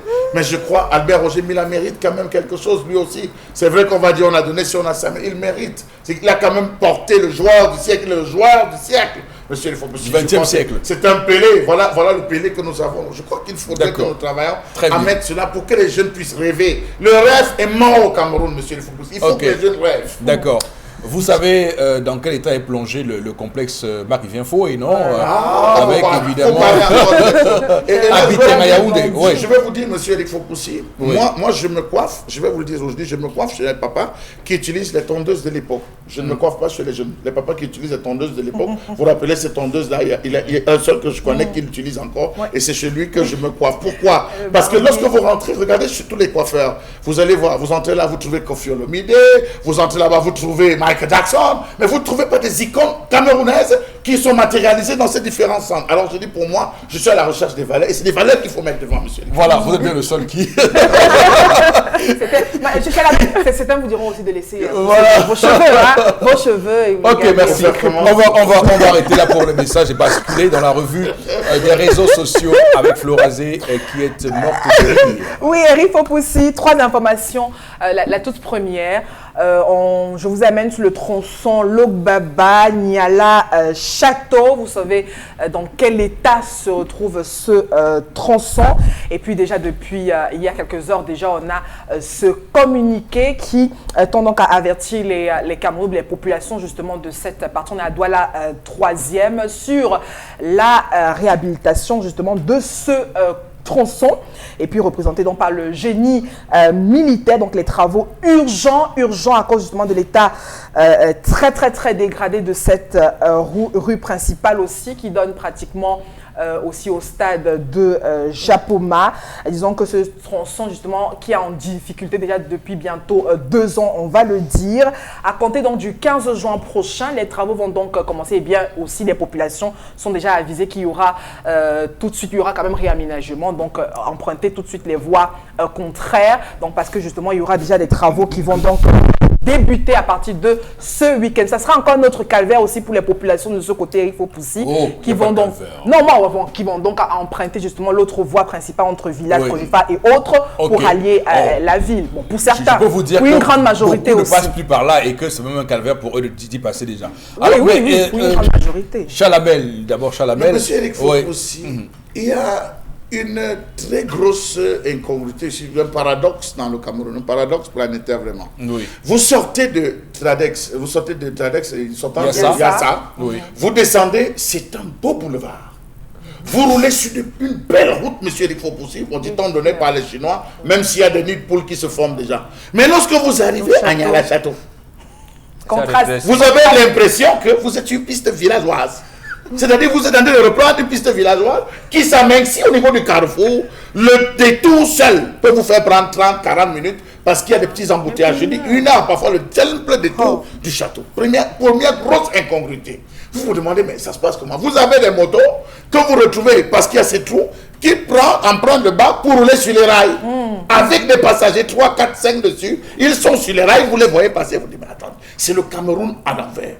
J'ai pris ce chemin, monsieur Eric Fopoussi, j'ai fait 1 heure. 1 heure sur ce chemin, parce que ce n'est plus des trous, c'est des cratères qu'on retrouve à ce niveau. On a tiré sur la mairie de Douala 3 en disant qu'il fallait que le maire, c'est le maire, c'est le maire. Dieu merci, c'est la communauté urbaine. Donc, il était de la responsabilité de la communauté urbaine. Et pendant longtemps, elle a laissé. Voyez-vous jusqu'où ça se passe, les choses se passent. C'est malicieux. C'est malicieux dans ce pays, monsieur. On se rappelle le même conflit qu'il y a eu entre la mairie de Douala 5 et la communauté urbaine, où le maire s'est levé pour dire qu'il attendait depuis que la communauté, comme la communauté, il s'engage à vouloir le faire. Donc, ça suppose que cette communauté s'amuse avec les Camerounais, monsieur Eric Fopoussi. Vous savez combien de temps on perd? Imaginez les glumiers qui prenaient cet axe, monsieur Eric Fopoussi, en termes de temps et en heure pour aller rapidement la zone de qui sont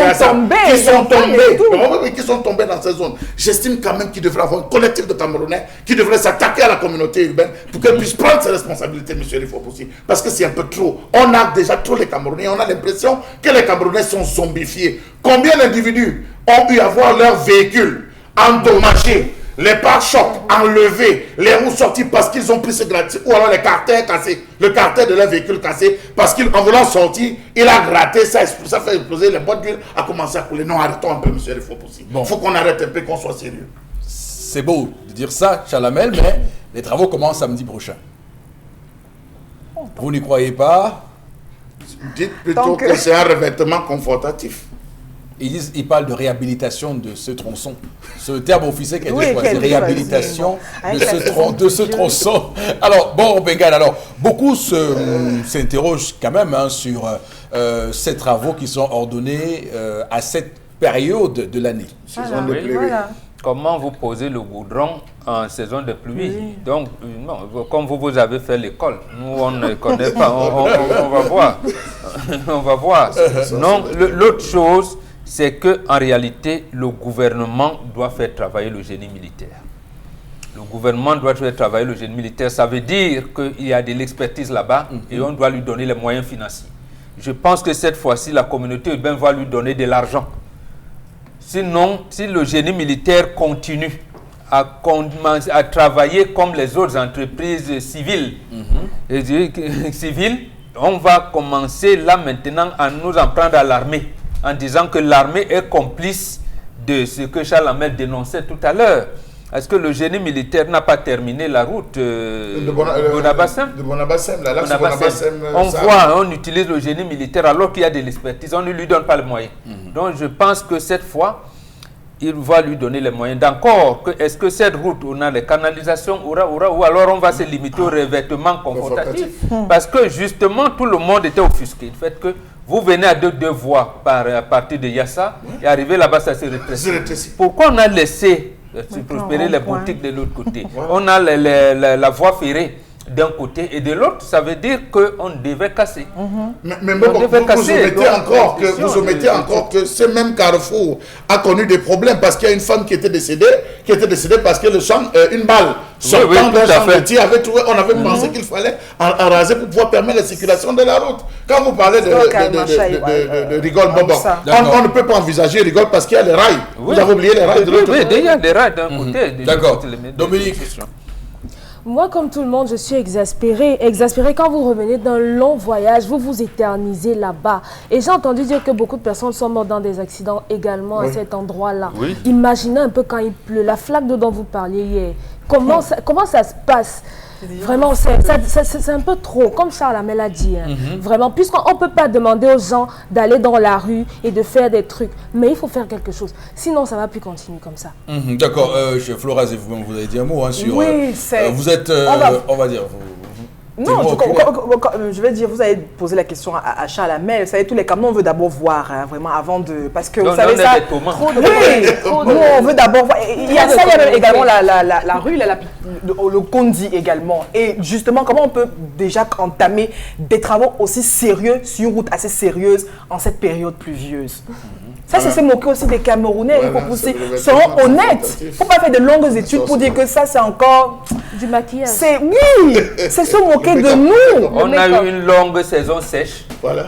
Il n'y a rien. C'est-à-dire que c'est une zone où on a alerté. Je me dis que c'est ce que nous avons fait ici sur ce plateau. Non. Les pleurs que nous avons... Non, mais parce que... Ça n'a rien à voir. Oui, comment à cette période bien précise, on décide de démarrer des travaux aussi sur cette route?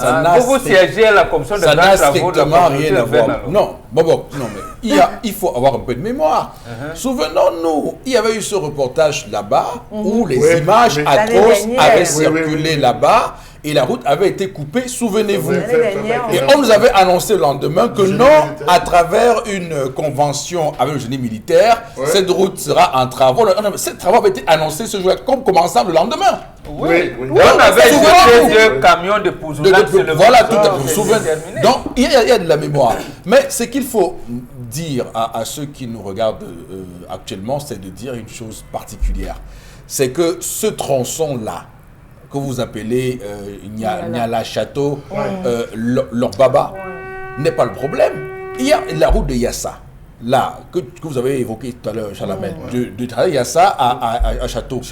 C'est une route construite par les Chinoises qui n'a pas mis beaucoup de temps pour commencer à se dégrader. Et là-bas aussi, il y a déjà des cratères. Tout récemment, il y a des petits travaux, mais ça recommence. Pour dire quoi?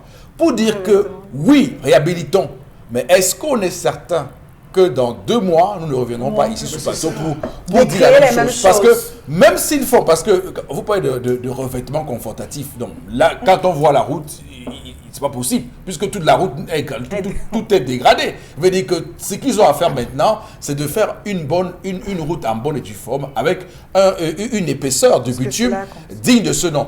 Sauf si on est dans une posture où on va mettre les pavés, parce que je me rappelle qu'à l'époque, on évoquait la possibilité sur cette...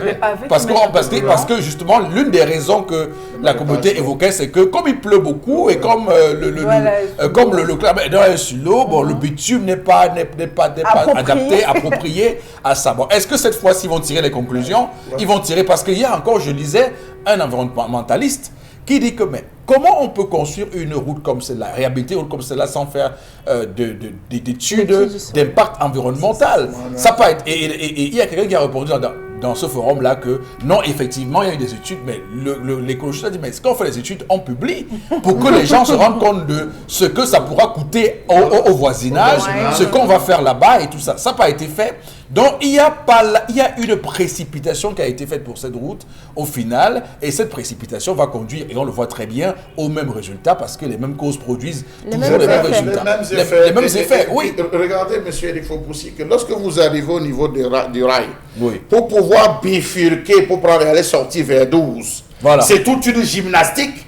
Il n'y a rien qui est prévu là. C'est toute une gymnastique pour bifurquer. Aller vers le génie militaire. C'est toute une gymnastique. Et à ce niveau, il y a tellement d'accidents qui sont généralement occasionnés vraiment vivement. Et là, je crois que la communauté va éviter l'entreprise Camrail, parce que là, il faudra forcément dégaper, que l'un d'eux puisse dégaper. Soit on va faire dégaper, parce que s'il décide d'ouvrir vers la gauche, en arrivant au niveau du rail, il faudra ouvrir vers la droite, ce qui n'est pas possible parce qu'il y a des ravins. Donc il faudra forcément qu'on essaie de dégaper, chose impossible. Et ça me ramène à cette époque où, de nuit, André Fouda, à l'époque, se baladait. Il avait le maître, M. Rifopoussi, pour tous les chantiers, il avait le maître. De nuit, il prenait lui-même la voiture, là où il y avait des chantiers, ancien délégué de la communauté Yaoundé. Il allait mesurer, M. Rifopoussi, la longueur.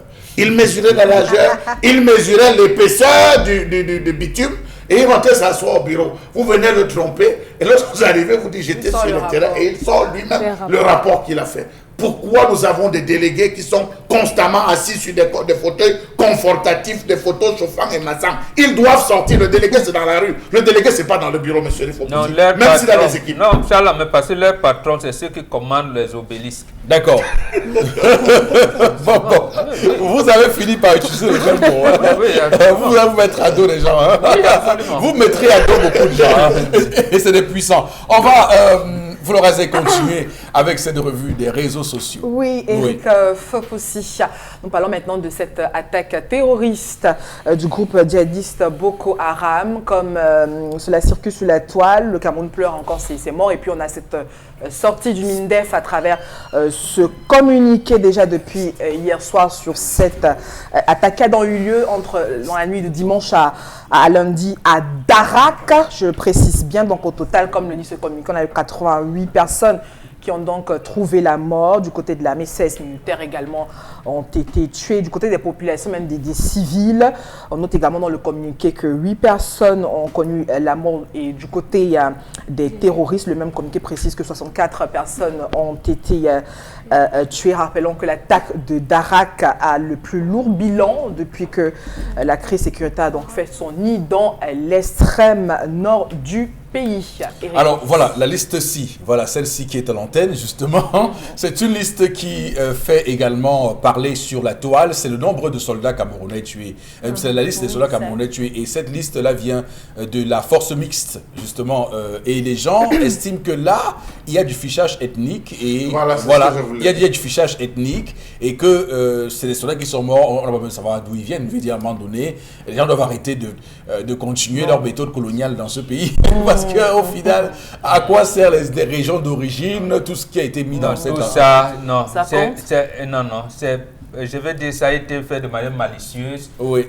D'abord, c'était confidentiel. Voilà. Ça aide l'armée au rapatriement des dépouilles des familles respectives. Ce n'est pas destiné à la publication. Voilà. C'est un truc interne. Donc, c'est ceux qui ont la charge, ceux qui diffusent des documents confidentiels qui l'ont marqué là-bas. Donc, au niveau des services, des équipements de l'armée et même des services de finances, il faut dire les destinations. Sauf que là, ce n'est pas l'armée camerounaise, là, c'est la force mixte.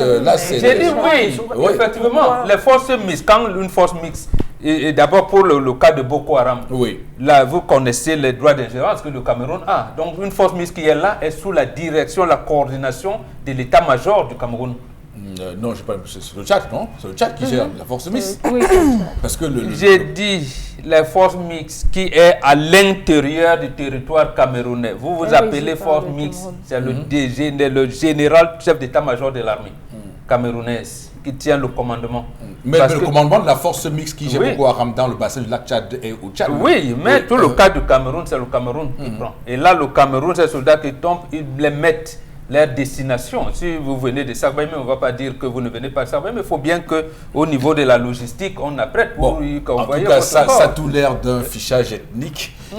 Sûrement, on peut interpréter comme on veut, mais en réalité, moi, ce n'est pas ce qui intéresse. Ce qui est intéressant, c'est les principes qui régissent les forces de défense et de sécurité. D'abord, parmi les 4 principes, il y a ce qu'on appelle le principe de la permanence.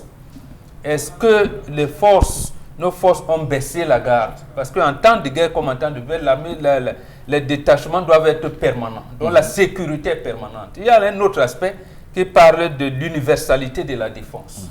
C'est-à-dire que même lorsqu'il n'y a pas des attaques, quel est l'engagement ou alors l'encadrement qu'on a apporté aux populations, parce que les populations aussi participent à la défense nationale. Est-ce que comment les appeler, les autodéfenses, les titres ont baissé? Qu'est-ce qui s'est passé? Mais avec un bilan aussi lourd, c'est ça que nous disons. Donc, avec un bilan aussi lourd, doit-on s'inquiéter de la résurgence de Boko Haram? Ça fait quand même longtemps. Nous l'avons dit beaucoup de temps n'a plus écouté. D'abord, nous sommes avec la guérilla. Lorsque vous avez un système de terrorisme urbain, donc de guérilla, on ne peut pas programmer la fin de cette guerre. Ça va, il y aura des escarmouches comme ça, il y aura des attaques ciblées pendant longtemps. Il faudrait qu'on passe au moins 2-3 ans à ce moment-là, on dira qu'on a essayé de contenir. Mais est-ce qu'on peut dire aussi que c'est la conséquence de la réduction de l'aide à assistance américaine aux forces camerounaises, annoncée tout récemment par la Maison-Blanche? Je pense que le Cameroun doit faire comme le Tchad. Oui. Lorsque justement cette force mixte dont vous faites allusion est venue, qu'a dit le ministre de la Communication tchadien? Lui, il a donné des informations terribles. Il a dit 40% des armes arrêtées entre les mains de Boko Haram sont de fabrication française. Et il a dit c'est la technologie de pointe, donc des armes de dernière technologie. Et quelque temps après, le président Déby lui-même indexe le Qatar et les Américains. Pourquoi notre pays ne veut pas donc mobiliser les gens que le président de l'Assemblée nationale vient vous dire les attaques et tout, le Boko Haram et au palais. Le président Déby ne veut pas aussi nous enfumer. Non, il vous dit. Souvenons-nous que c'est les forces françaises qui ont intercepté une rébellion venue du nord de son pays. Mais c'est les forces françaises qui l'ont installé. Tout récemment. Donc il ne fait pas comme si les trous anti-français. Il n'est pas vague-messe, non. Il vous dit la vérité. Voilà. Il vous dit la vérité. Dans ce genre de choses, vous voulez appeler le peuple à une mobilisation, dites-leur la vérité. Et là, pourquoi eux disent que Kadhafi est un dictateur? Que même les journaux africains commencent à relayer ça. Donc nous aussi, si on sait que les Français et les Américains nous attaquent, on nous dit... Avec cette information, Buzz, Eric Fopossi, avec la go Pala, parlons un peu, on va détendre l'atmosphère, avec cet artiste Bikoutsi, on est au Cameroun, Mani Bella, à travers ce nouveau buzz qu'elle fait. En tout cas, avant et après. Donc, vous voyez là, elle a des photos d'elle quand elle poussait à utiliser fausse blanche. Donc, elle était justement dans ce qu'on appelle communément ici Johnson. Les Ivoiriens aiment bien dire le chateau. Donc, après, elle décide donc de lutter contre la dépigmentation volontaire de la peau. Elle demande à tous justement d'arrêter avec les produits décapants et autres. Elle avoue qu'elle avait fait un mauvais choix. Elle dit, comme dans, vous pouvez lire là, les orteils brûlés, c'est fini les dépenses finies, avoir peur du soleil fini. Donc, vous voyez, la destruction de ma peau, c'est terminé.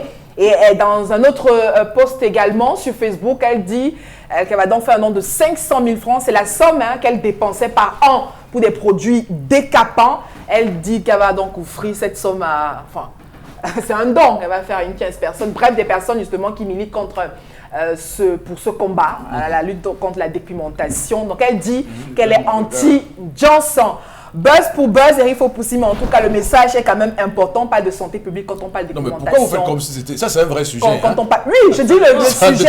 C'est pourquoi je dis... C'est pas pour détendre, c'est pour être sérieux. C'est pourquoi je dis, quand on parle de santé publique, la dépigmentation est un sujet sérieux. On ne va pas laisser terminer. Voilà, parce qu'on a dit qu'il faut détendre l'atmosphère. Bon, au départ. Pour la somme de 500 000 francs, c'est estime que c'est du buzz, qu'elle n'est pas sérieuse. Alors, un mot, Dominique Audrey, sur cette question. Elles sont de plus en plus rares, les femmes qui... moi, je n'en ai jamais rencontré, à part Mani Bella, qui décide de redevenir noire. C'est pas évident. Quand on a une couleur de peau comme celle que Flora et moi, on trouve des gens quand même qui nous regardent très mal. Parce qu'on estime que elle est noire, c'est quoi cette couleur, est-ce que les hommes aiment ça? Oui, je pense que les femmes devraient apprendre à s'aimer. Il y a des choses contre lesquelles on ne peut pas lutter. On ne peut pas lutter. C'est votre peau, vous êtes comme ça. Vous faites le maquillage aujourd'hui, lorsque vous arrêtez, vous allez redevenir jaune, vert, bleu et tout ça. Vous aurez toute cette couleur-là. Donc mieux, soyez noir, jouez avec votre teint parce que quand on est noir, on peut tout faire. Le maquillage au sens figuré, puisque bon, généralement on dit le maquillage, elle fait le Johnson. Oui, ok, merci. On va s'arrêter là pour ce matin, madame, messieurs, avec cette revue de Florazé. J'ai le bon espoir que les Camerounaises vont suivre Mani Bella dans ce combat. Oui, Chalamel a dit ce matin que les hommes aiment les femmes. C'est aussi ça, être... Mais n'a pas dit des C'est aussi ça, être une artiste, être une icône, être une personne publique, c'est de pouvoir porter des combats comme ça et d'inspirer justement et d'inspirer les gens. Je trouve qu'elle est plus jolie quand elle est avec sa peau. Il y a également du marketing là-dedans. Il faut dire que celle qui décide d'arrêter M. Eric Fopossi, c'est beaucoup d'argent. Parce qu'il faut repartir voir un le dermatologue que vous allez rencontrer va vous mettre, c'est des cures, c'est beaucoup d'argent. Bien sûr. Donc il faut se préparer. Ce n'est pas facile, c'est pas facile. C'est parce que facile, Charlemagne. je ne fais pas peur. Non, de la même manière, j'encourage et je dis de la même manière que vous avez dépensé. Il faudrait aller rencontrer. N'arrêtez pas pour le plaisir d'arrêter. Il faut avoir une peau et un teint uniforme pour se faire aller rencontrer un véritable dermatologue. Oui, mais c'est facile. Vous dites c'est pas facile, j'ai dit c'est facile. D'accord. Non, mais ce que j'ai envie de dire, Chalamel, c'est que Chalamel, on a des femmes qui ont 3 ans. Elle est brune ici, noire de ce côté.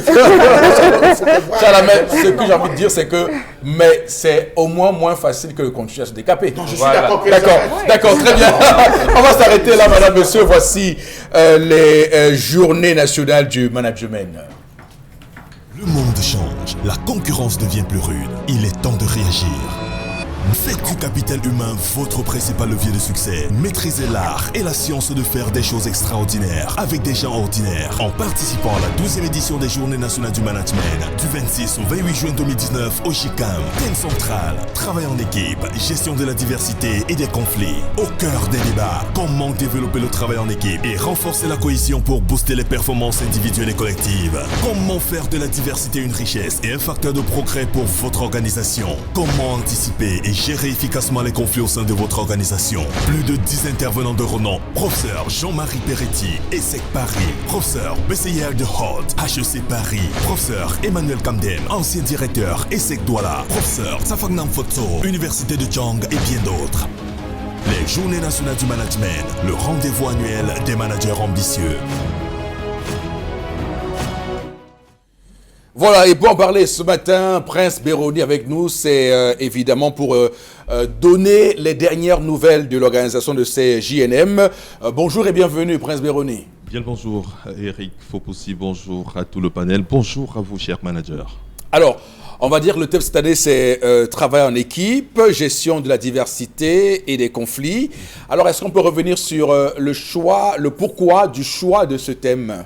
Oui, nous allons dire, Eric, dans un premier temps, il est important de rappeler à tous les managers qui nous regardent encore ce matin, comment est-ce que le choix est opéré. Il faut dire qu'à la fin d'une édition, dont notamment la précédente qui a eu lieu en 2018, nous remettons des formulaires aux participants pour recueillir de leurs avis et surtout, quel est le thème qu'ils voudraient qu'on aborde au cours de la prochaine édition. Et lorsqu'on a recueilli toutes ces informations, PANES, je rappelle que PANES est accélérateur des performances, PANES organisateur des Journées nationales du management, en tant que cabinet qui accompagne les entreprises depuis pratiquement 25 ans, PANES auprès de ses dirigeants d'entreprise également recense les besoins actuelle de l'entreprise et alors met les deux ensemble, dont les avis recueillis auprès des participants à la précédente édition des Journées nationales du management et également les besoins de l'entreprise. C'est sur cette base justement que le thème est choisi. Donc celui de cette année, travail en équipe, gestion de la diversité et des conflits. Et vous comprenez, Eric Fopoussi, que c'est un thème qui arrive à point nommé parce qu'aujourd'hui, il faut avouer que le problème que nous avons au Cameroun, que nous vivons depuis pratiquement 3 années, c'est le problème de notre diversité. En réalité, cette diversité devait constituer une force pour notre épanouissement, pour notre développement. Mais aujourd'hui, est-ce que c'est le cas? La question, si vous avez la réponse, c'est tant mieux, mais si vous ne l'avez pas, nous allons simplement vous inviter du 26 au 28 juin prochain au siège du JICAM, ici même à Douala, pour venir justement vous abreuver auprès de tous ces grands maîtres qui vont se retrouver pour débattre autour de ce thème. Nous sommes donc rendus à la 12e édition de cet événement. En quoi celle-ci sera différente des précédentes, Prince Béroni? Il faut dire, Peter Drucker nous enseignait encore que la raison d'être d'une organisation est de pouvoir mettre des gens, des personnes différentes, j'allais dire des gens ordinaires ensemble et en faire des personnes extraordinaires. Donc aujourd'hui, cette édition aura une particularité, déjà le thème qui est assez original. On va également dire que ce qui va différencier, ce qui fera la différence entre cette édition et les précédentes, Eric Fopoussi, jamais auparavant aux Journées nationales du management ou alors pour une autre conférence ou un autre séminaire du genre au Cameroun, en Afrique centrale et même ailleurs, jamais de mémoire de journalistes, nous n'avions vu autant de professeurs agrégés se mettre ensemble pour un événement. Une bonne dizaine de professeurs émérites, des universitaires de haut vol, des praticiens, des théoriciens, mais aussi des directeurs généraux. Le professeur Jean-Marie Peretti, qui lui partira de Paris. Je rappelle qu'il est professeur émérite de l'École supérieure des sciences économiques et de commerce de Paris, ancien président de l'AGRH du côté de Paris. Nous aurons le professeur Charles-Henri Besser de Hoth. Lui également, il partira de Paris. Le professeur Emmanuel Kamdem, ancien directeur de l'université, de l'ESSEC de Douala et président du comité scientifique. Nous aurons le professeur Pierre-Jonathan Bikanda, directeur de la formation continue de l'Université catholique d'Afrique centrale, mais aussi le recteur de l'Université catholique d'Afrique centrale, le professeur Jean-Bertrand Salah. Nous aurons le professeur Philippe Talatala. Bref, une bonne dizaine de professeurs agrégés. Et je dis que ce n'est pas chaque jour qu'on retrouve ces personnes-là ensemble. Et alors, ils vont se retrouver pour débattre autour de ces thèmes. Et naturellement, nous aurons des directeurs généraux, des chefs d'entreprise, des directeurs de multinationales qui viendront justement partager leur expérience avec ceux qui feront le déplacement. Et nous allons le dire aujourd'hui en exclusivité que le professeur Jean-Marie Peretti, avec à ses côtés le professeur Emmanuel Kamdem, donneront une conférence spéciale le samedi 29 de 8h30 à 13h à l'hôtel Résidence La Falaise de Douala à tous les professionnels, donc une conférence qui intéresse tous les professionnels des ressources humaines. Donc nous vous invitons à contacter justement le comité d'organisation pour avoir plus d'amples informations sur cette autre rencontre. Alors, on va aller rapidement. Est-ce qu'il est encore possible de s'inscrire? Si oui, comment? Oui, merci déjà à la réalisation pour le contact qui est affiché. Les numéros sont là. Vous appelez, mesdames, messieurs. Il reste encore quelques places seulement parce que nous sommes rendus désormais à moins de 2 semaines de l'ouverture de cette autre édition des Journées nationales du management. Ou encore, vous pouvez écrire à l'adresse électronique email jnm@panesgroupe100e, s'il vous plaît, .com. Panesgroupe 100e, jnm@panesgroupe100e.com. Et nous interpellons ainsi tous les chefs d'entreprise, tous les capitaines d'industrie, tous les directeurs généraux, directeurs des ressources humaines, chefs d'équipe, directeurs opérationnels, tous les leaders d'opinion. Nous pensons que si vous avez à vos côtés 2, 3, 4, 10, 100 personnes que vous managez, je pense que ce thème s'adresse spécialement à vous. Et nous avons spécialement aussi 20 places pour les étudiants qui peuvent justement venir s'abreuver auprès de ces grands maîtres pendant les 3 jours que dureront les Journées nationales du management édition 2019. Merci à vous, Prince Béroni. On va bien sûr poursuivre ce programme, mesdames, messieurs, avec cette fois-là interpellation. On regarde l'élément tourné par Cédric Chouna et ensuite de retour sur ce plateau, nous ferons, on dirait, un petit mot là-dessus. À tout de suite.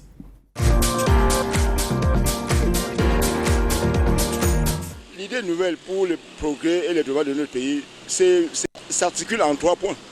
S'il y a la santé, il y a la justice, il y a l'éducation, le pays va avancer. Voilà les 3 points essentiels qui peuvent faire que le pays bouge d'un coup. Pour le moment, il n'y en a pas. On a crié partout que les élèves vont reprendre le BBC, les mathématiques. C'est quel système ça? Que les enfants composent aujourd'hui, demain on dit qu'on a fraudé. Qui fraude? Les épreuves sortent d'où? C'est pas toujours ces éducateurs-là. C'est ça le problème. La justice, est-ce qu'il y a la justice dans ce pays? Il n'y en a pas. La santé, il n'y a pas la santé. On crie tous les jours à l'hôpital, les codes par-ci, les codes par-là, et finalement, le malade n'est même pas guéri. Alors, nous avons tous esquissé un sourire à la suite de ce compatriote qui semble évidemment toucher à tous les problèmes, qui selon lui ont un dénominateur commun, c'est bien que rien ne marche. Oui, voilà. Et je veux dire, ça se résume à ceci, que tout est à construire dans notre pays. Et il ne voit pas les orientations qu'on envisage pour la construction du pays. Et ça révolte, ça le révolte. Donc voilà. Ils essaient d'explorer. Les enfants n'arrivent même pas à faire les examens alors qu'ils ont été à l'école toute l'année. Donc c'est vraiment désolant. D'accord, très bien. Alors Florazé, on va se tourner vers vous pour lire quelques messages de nos téléspectateurs ce matin. Il y a beaucoup de sujets qu'on a abordés via votre revue des réseaux sociaux de ce matin, des sujets qui peuvent évidemment susciter des commentaires. On a la colère de Charles Hamel, l'histoire de ce matin, l'histoire du jour de ce matin, autant de sujets qui peuvent susciter des commentaires, des messages. Allez-y. Alors, les soldats sont presque à 100% des marins. C'est vraiment dégradant que leur âme repose en paix par rapport à cette situation. Autre réaction ce matin, les monuments de Charles de Gaulle, avenue Charles de Gaulle, ce sont des histoires justement sur l'Europe, l'Amérique. Il n'y aura jamais une avenue Amadou Ahidjo et bien d'autres au Cameroun, s'interroge notre cher ami. Autre réaction, Fabrice également réagit par rapport au monument, c'est très important d'en parler.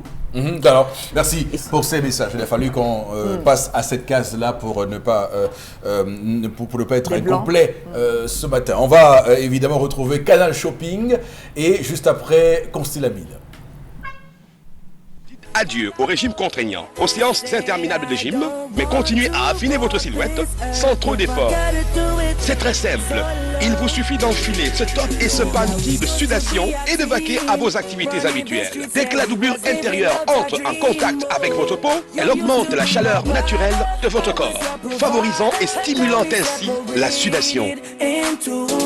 Éliminez les surcharges d'eau et façonnez-vous une très belle silhouette. Ce n'est pas tout.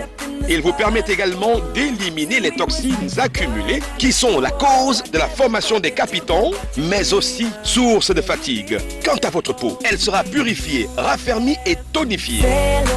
Optez pour Sona Shaper et retrouvez la silhouette dont vous avez toujours rêvé. Commandez dès maintenant votre Sona Shaper à Canal Shopping. Canal Shopping, la boutique où tout ce qui vous est nécessaire nous tient à cœur. Pour en parler, Consti Lamine avec nous sur ce plateau. Bonjour, mon très cher Consti. Oui, bonjour Eric. Bonjour à tous les clients de Canal Shopping International. À ces clients-là qui étaient nombreux hier dans nos points de vente de Yaoundé et de Douala, je leur dis merci beaucoup, chers clients, et continuez toujours de faire confiance au concept Salaka. Je ne faillirai point, chers téléspectateurs. Alors ce matin, je reviens une fois de plus pour parler des dauphins masseurs et bien entendu des Sona Shaper. Alors pourquoi parler de ces deux articles? Pourquoi les commercialiser? Il faut déjà rappeler que chacun de nous a besoin de temps en temps des massages relaxants. Chacun de nous a besoin de temps en temps de se sentir en bonne humeur. Chacun de nous a besoin de temps en temps d'avoir la forme. Qui n'aimerait pas avoir une silhouette de rêve? Alors personne ne me dira le contraire. Et pour cela, Canal Shopping vous permet d'avoir une silhouette de rêve grâce bien sûr à son Sona Shaper. Nous allons commencer tout de suite et maintenant par le dauphin masseur. On peut d'ailleurs apprécier sur le petit écran c'est-à-dire la démonstration de l'utilisation de ce dauphin masseur. Ce monsieur qui dit « Aïe, j'ai mal au dos, aïe, j'ai mal à la tête, aïe, j'ai des problèmes de douleur lombaire ». Tout cela ne sera qu'un triste souvenir avec bien entendu votre dauphin masseur. Le petit poisson qui fait des merveilles, ce petit poisson qui vous permet de bien se faire masser ou alors de se masser soi-même. Ce dauphin masseur est un véritable appareil de massage. Il permet de vous relaxer au maximum. Le dauphin masseur permet également de faciliter la circulation sanguine. Le dauphin masseur, puisqu'il s'agit de lui, permet également de traiter les douleurs lombaires. Alors, chers téléspectateurs, que vous soyez jeune, moins jeune, personne âgée, chacun devrait avoir à la maison son dauphin masseur. Oui, vous devez l'avoir comme votre téléphone portable, comme votre carte nationale d'identité, parce que c'est important de l'avoir. Le dauphin masseur, étant donné qu'il vous est vendu aujourd'hui à 10 000 francs. Ah ben oui, je dis bien 10 000 francs au lieu de 25 000. Il coûtait 25 000, mais depuis que le concept Salaka a décidé de commercialiser ce dauphin masseur, cet appareil de massage, cet appareil de mise en forme, Canal Shopping a décidé de le vendre à 10 000 francs. Et je rappelle que c'est le prix de promotion. Donc, profitez de cette promotion pour avoir le dauphin masseur à 10 000 francs. La particularité de notre dauphin masseur, c'est quoi? Tout d'abord, il a 2 têtes. Ça peut se ressentir à travers l'écran. Il a plusieurs accessoires de massage. Il y a les accessoires pour la plante des pieds, les accessoires pour le dos, les accessoires pour le cou, les accessoires pour la tête, les accessoires pour masser le reste des parties du corps. Donc, chers téléspectateurs, donc, any man today, you get problem for douleur lombaire. You want masser your skin. Just go, just no. Voilà ça for Canal Shopping International. Or call that number, just no. Nous sommes situés à Akwa, derrière Douala Labo, à Yaoundé, à côté de la pharmacie Tog. Donc là, on retrouve donc le dauphin masseur de ce côté-là à 10 000 francs seulement. Je rappelle que c'est 9 dans le carton avec garantie. Livraison dans tout le Cameroun et dans certains pays africains. À côté, bien sûr, du dauphin masseur, on a le Sona Shaper. Oui, le Sona Shaper, c'est un vêtement de dégraissage. Le Sona Shaper, c'est un vêtement qui élimine les toxines. Regardez bien sûr les images. Appréciez la démonstration. Appréciez la présentation de ce dauphin, c'est-à-dire de ce Sona Shaper. Votre vêtement de dégraissage. Vous avez le problème de surpoids. Vous voulez éliminer de l'eau dans le corps. C'est-à-dire les toxines dans le corps. Je vous conseille vivement d'acheter dès à présent le Sona Shaper qui est vendu à 20 000 francs au lieu de 40 000 francs dans les boutiques Canal Shopping International. Oui, ça élimine les toxines. Le Sona Shaper élimine la surcharge d'eau dans le corps. Vous l'avez à 20 000 francs du côté, bien sûr, de Canal Shopping International. Merci. Revenons rapidement sur les points de vente. Nous sommes disponibles à Akwa, derrière Douala Labo. C'est là où nous sommes situés quand vous parlez d'Ancine. À Yaoundé, à côté de la pharmacie Tongolo. Également du côté de Mbouda. Et ceux qui sont hors de ces 3 villes, qui veulent être livrés, appelez directement à nos numéros de téléphone et achetez un dauphin masseur de qualité supérieure à 10 000 francs au lieu de 25 000 et un Sona Shaper que voici à 20 000 francs. Merci beaucoup, chers téléspectateurs, et rendez-vous chez Canal Shopping International. Constille Amine, madame et messieurs, on va sortir de ce programme ce matin en ayant une pensée pour toutes les personnes qui prennent chaque jour la nationale numéro 1, Gaoundéré-Garoua, cette route longue de 278 km qui fait 8 heures de route pour cette nationale numéro 1. De Gaoundéré à Garoua, on fait 8 heures de route sur cette nationale numéro 1. C'est grave. C'est le temps que quelqu'un quitte de Paris à Douala par avion et arrive avant vous. Donc c'est très très grave. Il faut rapidement régler ce tronçon-là, cette nationale numéro 1. Madame, monsieur, passez une belle journée sur notre antenne et on vous retrouve demain 10h. Surtout que Dieu bénisse le Cameroun.